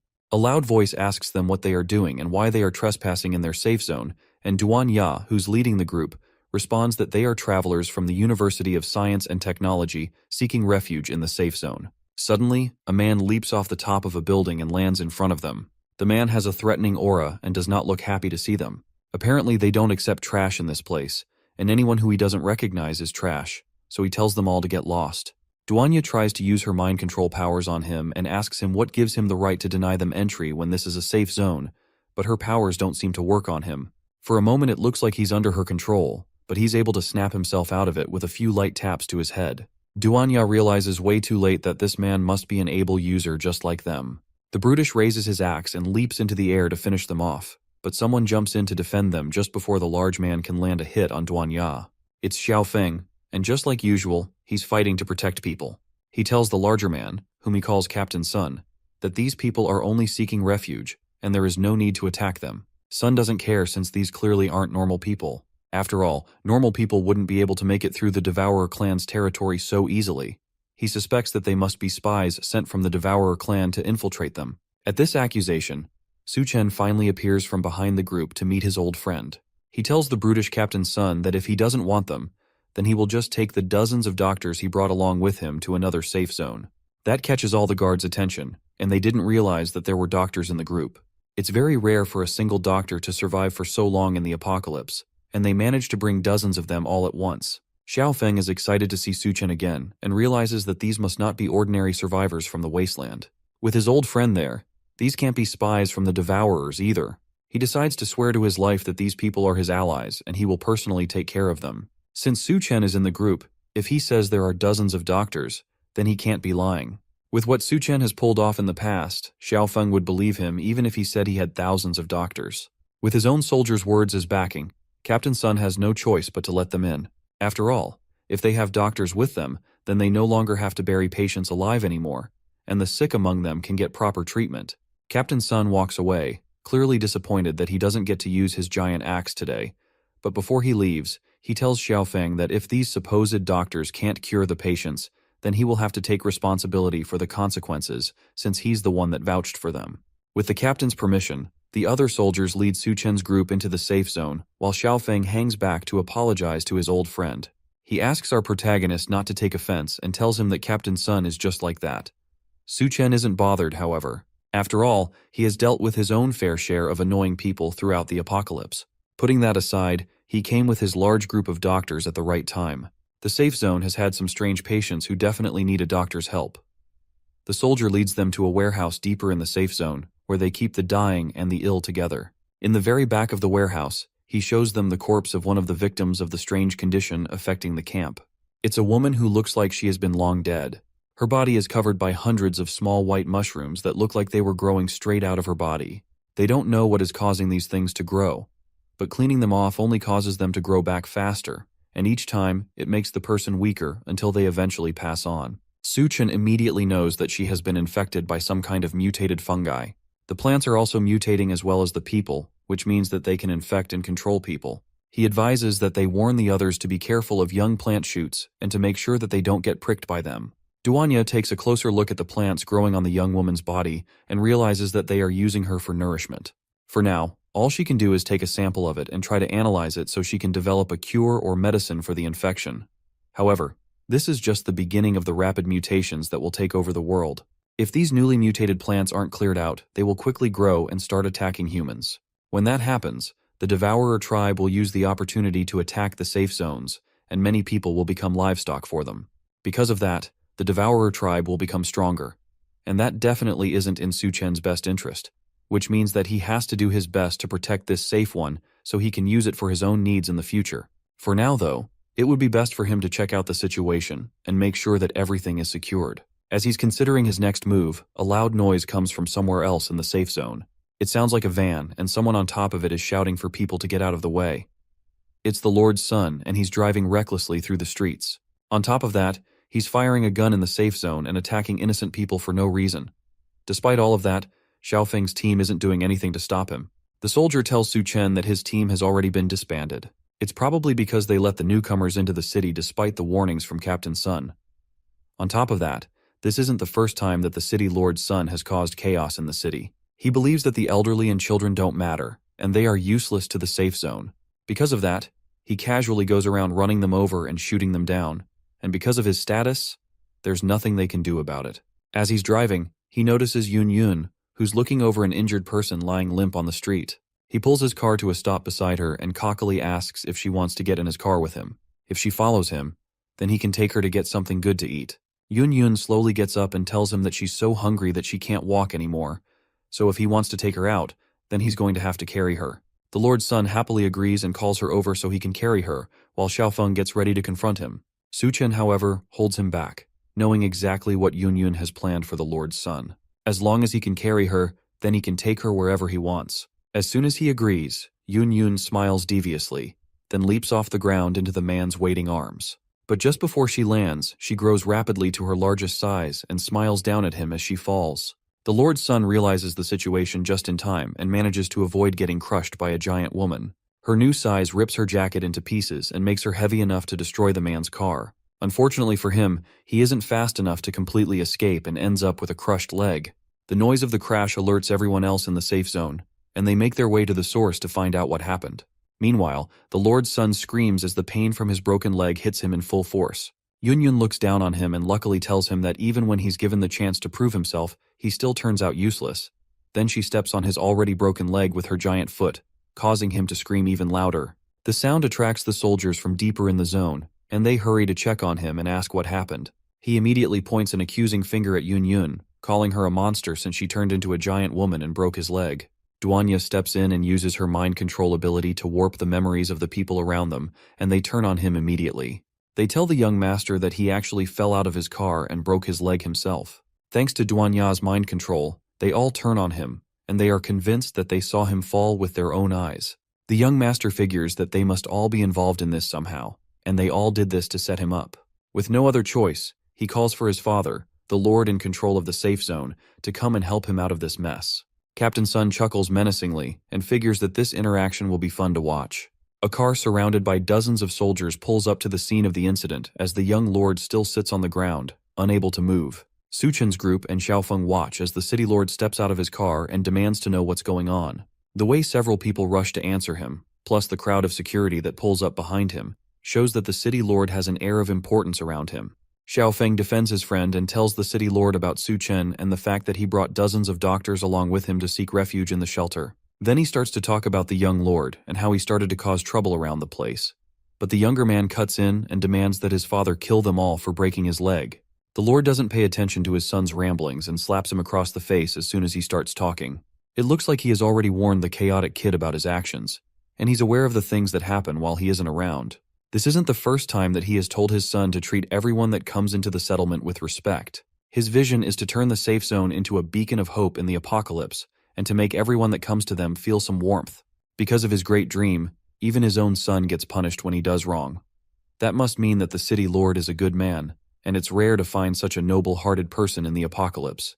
At least that's what the crowd thinks as they start to cheer for him and his good deeds. The city lord turns to them and personally invites them to stay with them and build a new dream together. Here, they will provide the best food and the most generous conditions to make sure that they all survive in the new hellish world. Xiaofeng turns to tell Su Chen that thanks to the city lord, his group can now stay without any problems. But his friend is already long gone, as are his two girlfriends. They left the city as soon as the city lord appeared to avoid any problems. It's unreasonable to think that he won't try to take some kind of revenge since Yunyun crippled his son. Because of that, the three of them have to sleep in the woods for the night. Yunyun nervously tells her new sister that it's the first time she has ever had to sleep outside. Surely Duanya must have some kind of experience since she has survived in the apocalypse for so long. The former chef tells Yunyun to stop thinking about unnecessary things. Besides, with Su Chen around, who knows if they will even be able to sleep at all. Our protagonist comes up behind them and warns them to stop messing around. Someone is coming, and they need to be ready for an attack. Then he calls for the people hiding behind a pillar to come out and face them. It looks like they were trying to sneak up on the group without being detected, but Su Chen already knew they were there a long time ago. They come out of their hiding spots and ask if Su Chen thought he could hide so easily after breaking the young master's leg. There are dozens that surround them, and they tell him that there is no way for them to escape. But unluckily for them, Su Chen never planned to escape. He just didn't want to go on a killing spree in the city and end up accidentally hurting members of his friend's team. The men approach him and laugh at the fact that he's talking about a killing spree when he's clearly about to die. They decide not to waste any more time pointlessly talking so they can finish him off. Su Chen casually annihilates one of the men approaching him with a single punch, causing the other men to realize exactly what he meant by killing spree. They open fire on the group in a panic, hoping to take him out quickly, but Su Chen immediately pulls out his dual katanas and cuts through all of them in less than a second. The last man remaining begs for his life and tells Su Chen that if he's spared, then he will reveal the secret about the city lord. Our protagonist pauses his sword just before it slices off the man's head, then tells him to continue. The man tells them that the city lord has close ties with the nearby Devourer clan. Every week, they secretly make a trade behind everyone's back. The city mayor gives up some of the refugees in exchange for food. Yunyun punches the man on the back of the head after his confession. They've been giving up young people in exchange for food this entire time. The man leads them to the city gate, where the deal usually goes down, and they see several people in a cage while a brute from the Devourer clan looks over them. He tells the guard that brought them that the food will be thrown to the gate by dawn, then he grabs the man by his neck and lifts him off the ground. The guard struggles for a moment, but it's no use as the Devourer brute bites down on his neck and rips his head off of his body in one tug. The guards are just refugees hired temporarily, and the city lord never leaves any witnesses alive. The man asks if he can go now that he has told them everything he knows, but Su Chen has one more task for him. They take the man and tie him up over an empty street in an attempt to lure devourers towards the area. Their plan works, and his screams attract brutes nearby over to the empty place. To them, a person hanging alone in a dark place is just free food. One of the brutes asks why someone is hanging over in the middle of nowhere, but his companion doesn't care and just wants to get his hands on the free food. They rush up to the guard and punch him in the stomach, causing him to cough up blood and pass out. But the noise they made from their mad dash to get free food triggers Su Chen's plan as a loud voice comes down from above them. It's Yunyun, who has been the one dangling the man over the alleyway this whole time. She grabs one of the brutes who fights for his life, while another one notices the glare of a sniper scope from a window above them. They finally realize that this whole thing was a planned ambush for them. Upstairs, Duanya carefully aims a sniper rifle at the devourers in the alleyway. She remembers Su Chen's words about how the devourers have mutated so much that their skulls are probably too hard for bullets to pierce. So the only way she can take them out is through multiple hits on one spot. She aims at one of the devourers, then fires 3 shots, managing to hit him straight on his forehead in 3 consecutive bursts. Meanwhile, the other devourer still fights against Yun Yun's giant hand as it threatens to crush him. He doesn't notice Su Chen casually walking up from behind until he feels a hand on his. It's too late. Our protagonist places a hand on the brute's head, crushing it instantly, and then they go on to take out the entire group. With the Devourer clan's main force taken out, Su Chen and the 2 girls take all the food that was meant to go to the city lord for himself. Then they head to a house that's still in surprisingly good condition despite how unforgiving the apocalypse has been. Inside, he summons a bed from his inventory as well as more food to create a feast for him to enjoy with his 2 girls. Duanya tells him that if he wants to own a settlement base, then he can just find a different place and conquer it as his own. There's no need for him to get mixed up in the mess between the city lord and the Devourer clan. While that is true, building a base takes a lot of time and effort, and he's not good at that sort of thing. For the actual management of the base and its welfare, he's going to need someone reliable who has experience working with that sort of thing, and that person just so happens to be inside He Cheng. As they talk, Yun Yun appears wearing an outfit that doesn't leave much to the imagination. She sees both Duanya and Su Chen lying on the bed and asks why they decided to start without her. Su Chen lays down on the bed as the 2 girls climb around him, ready to fool around. Thanks to him, they have been able to live like humans since the beginning of the apocalypse, so tonight they plan to return the favor and serve him well. While the 3 of them get freaky in the ruined city, the guards from the safe zone eventually find the hanging corpse of the man that Su Chen used as bait. The city lord Zhang mistakenly takes that to mean that the deal with the Devourers went wrong, and he rushes to the Devourer clan to find out what happened. He asks the Devourer leader what happened, but the mutated man asks him the same question.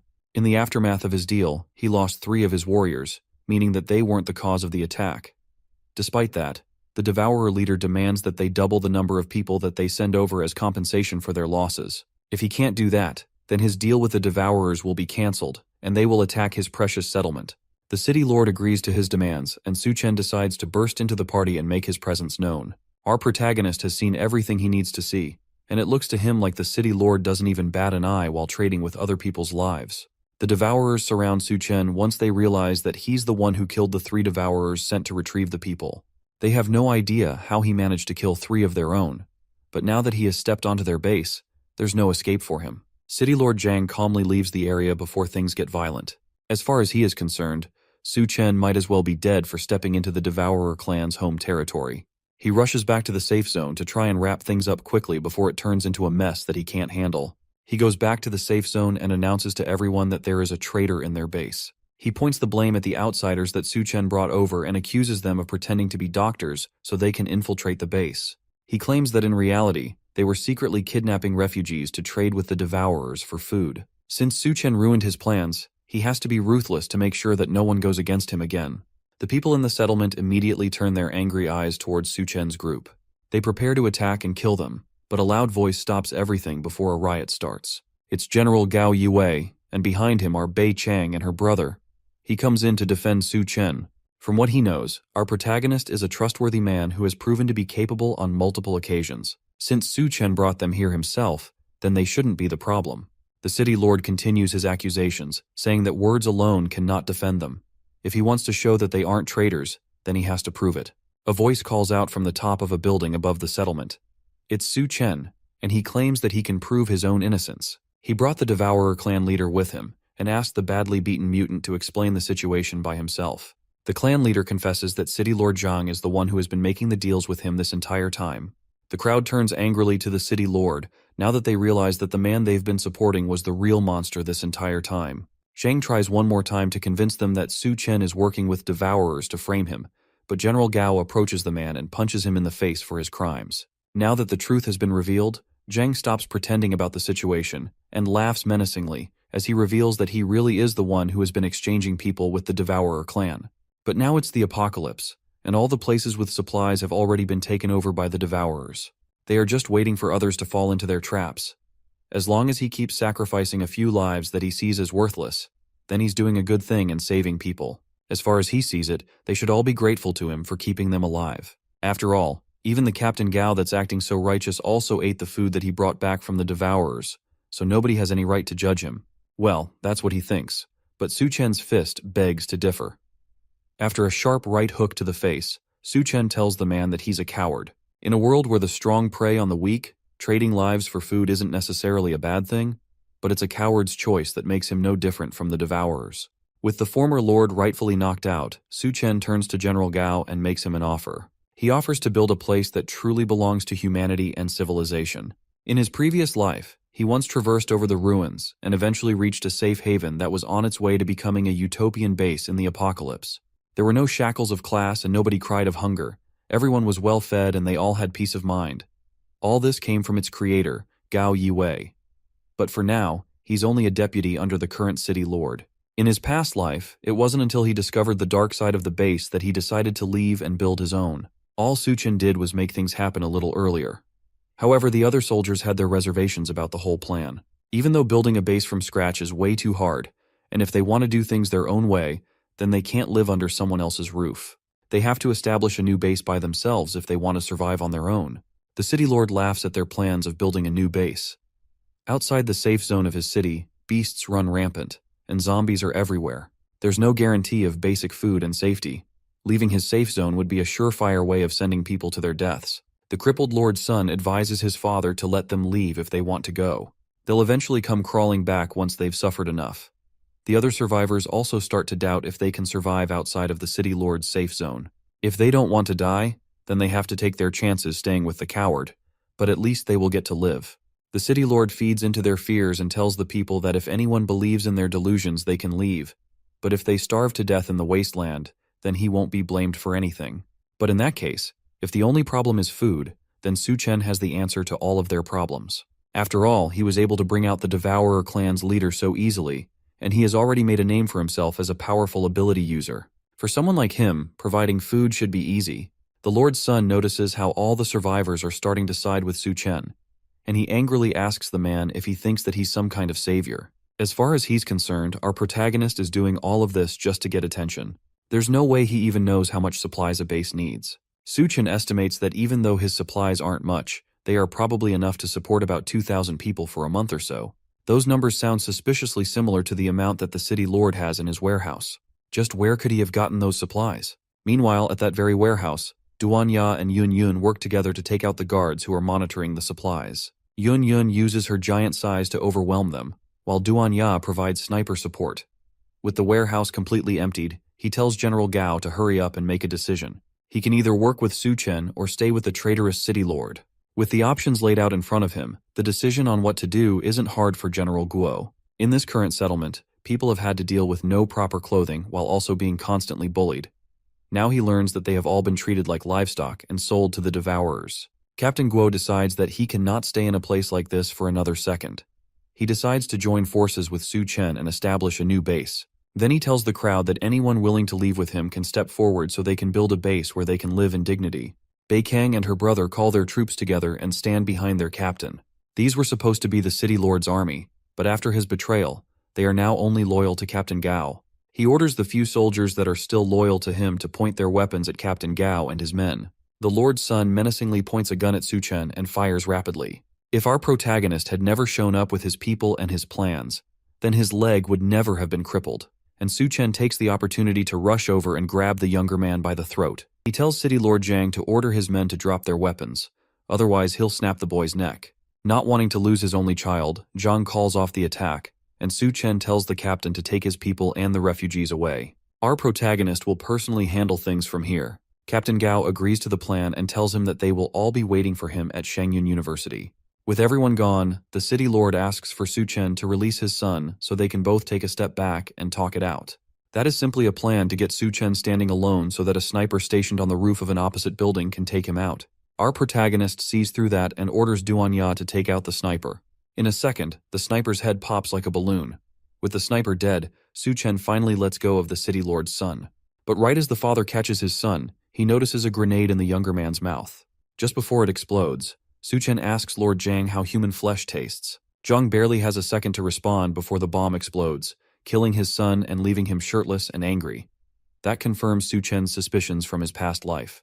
The former city lord Zhang Jianshu is a devourer hiding among humans. He's a level 2 devourer, which means that he's too much trouble for Su Chen to take on right now, but next time he won't be so lucky. Several days pass after General Gao leaves with his new followers to form a new settlement.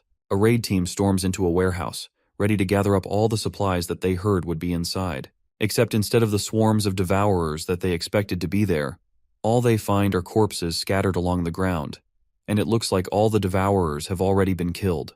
The soldiers walk up to the supply truck, and despite looking like it has been driven through the desert, its gas tank is full.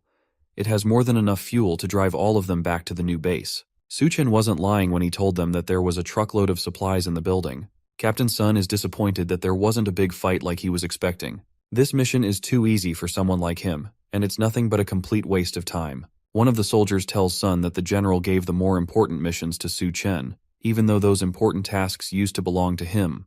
That ticks the large man off, but he's sure that Su Chen is just a pretty boy with no skills. There's no way he will be able to compete with a trained soldier like him for credit. Back at the new base, Yun wonders why Captain Sun hasn't returned yet, despite the fact that all the devourers in the warehouse were killed by Su Chen a long time ago. All they had to do was get to the supermarket and drive the truck back. Even someone as brain-rotted as Captain Sun can handle that. Yun isn't worried about him at all, and she's more concerned about the medical care of the refugees that Su Chen tasked them with. As they're talking, Duan Ya notices the truck driving back to the base. She advises Yun to shrink down since once they get close, it'll be hard to use her mental power to cloak her size. Captain Sun reports back to General Gao, who's managing the base. The supplies have been secured and delivered, and the base can now have food. The few survivors nearby hear that Su Chen's advice about the trucks was real, and they start to praise him. There were doubts on if he would actually be able to solve their food problem, but it looks like they didn't have to doubt him at all. The more they mention Su Chen, the more upset Captain Sun becomes, and he convinces himself that all the pretty boy is doing is brainwashing people. Eventually he'll slip up, and all the fame will go back to the one who deserves it. Suddenly, one of the soldiers rushes over and reports that there are signs of devourer tribe activity near a hospital to the south. It looks like it's a tribe of a few dozen, and they look ready to attack. Captain Sun smirks, knowing that this is his opportunity to show people who the real protector is. Meanwhile, Su Chen is still out on his mission with Bei Chang and Xiao Feng. Their plan is to raid a military base near their base. The entrance has long since been flooded, and it has become a death trap full of mutated corpses. Even if they manage to get it, there are only 3 of them, and they won't be able to carry all the supplies out with them. Su Chen tells them not to worry about that for now. All they need to do is take him to the armory. Bei Kan agrees and decides to personally bring him there. After all, she has been to the base before. But first, to get there, they need a vehicle. Su Chen uses his space ability to summon his car, and the 2 soldiers almost panic at how random his ability is. He tells them to stop talking and get in the car so they can get there in time. Then they cruise through the empty streets towards the military base. At the military base, some of Zhang Jianshu's men work to drain the large pool of water covering the base's entrance. No matter how much water they pump, though, it never seems to be enough.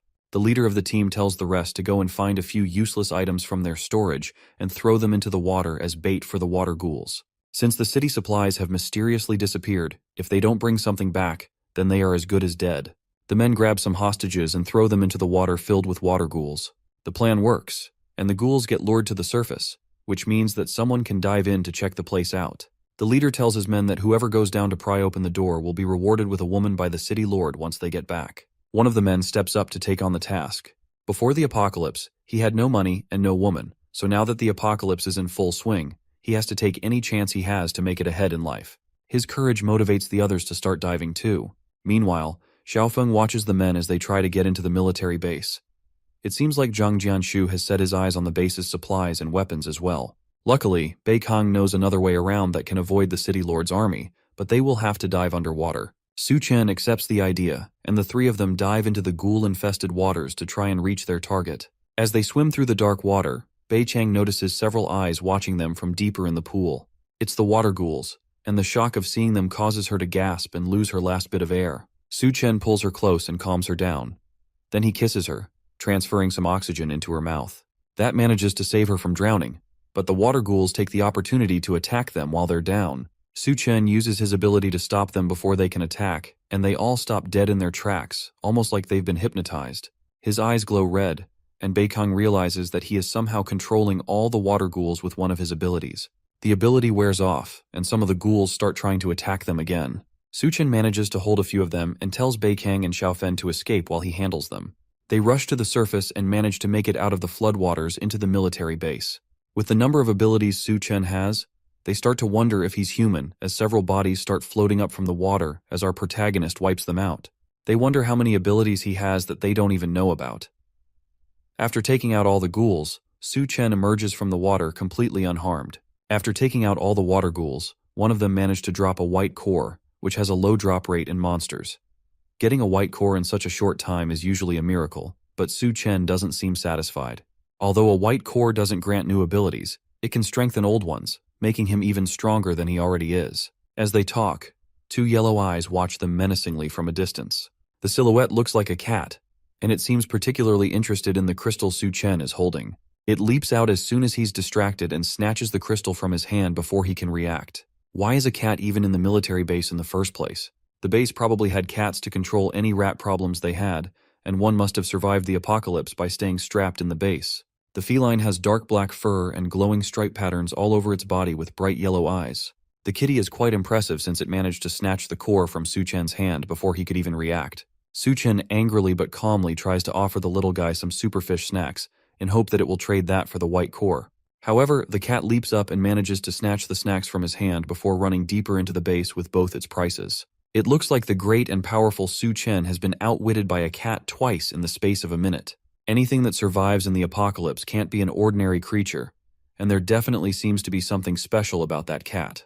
They keep walking through the base, and eventually they find a lever that reactivates the electricity in the base. Thankfully, the power systems are still operational despite how long they've been abandoned. Before the Great Flood, the survivors evacuated in a hurry, which means that there was no way they had time to take all their supplies with them. They finally arrive in the base's arsenal, and there's enough weapons to arm a force of up to 500 people. Xiaofeng figures that if they can find a tank, then they might even be able to arm 1,000 people. Bei King warns him to be careful as he runs off to find a tank. The storage is full of things they will definitely be needing, but the problem now is how to get everything back to the base. The City Lord's troops could show up at any moment, and going back to the safe zone for reinforcements is out of the question. A loud rumbling noise drags them out of their thoughts. Xiaofeng found a tank, but unfortunately, something else found him. It's a large mutated monster that almost looks like a giant dog. It's chasing Xiaofeng, who is desperately driving away in his tank. The monster shoots a laser from its snout, and it hits the tank dead on. The panicking soldier asks Su Chen to do something since if it blows up the armory, then they will probably get blown up along with it. Su Chen activates his space ability and stores everything from the warehouse into his pocket dimension. In a matter of seconds, the warehouse is cleaned out, as Xiaofeng drives up to them. He asks if Su Chen can store the monster in his space, but unfortunately, the space only works on inorganic material. Living mutated creatures can't be stored in it, meaning that they have to find another way to take care of the monster. Bei Kang decides to step up to the occasion and lure the monsters away while Su Chen and Xiaofeng retreat. That's a reasonably stupid idea for Su Chen, and he grabs her instead and carries her over to the tank. Bei Kang tries to protest and tells him that since the supplies are in his space, then he has to make it back to the base safely. As they're talking, the monster rushes up to them and charges up another blast. Su Chen manages to dodge out of the way, but the tank isn't so lucky and gets blasted head-on. Su Chen tells her to stop wasting time and to go check on Xiaofeng while he deals with the monster. She runs off but orders him not to die on her. Now that he's alone with the monster, he takes a good look at it one more time. He doesn't remember hearing about a mutated beast like it in the area during his last life. That doesn't matter though, because its crystal core will belong to him regardless. It looks like that's all we have time for now, but I'll keep you all updated if anything new happens. I'm dying to see what awesome methods Su Chen is going to use to take out this monster. And is Xiaofeng even still alive?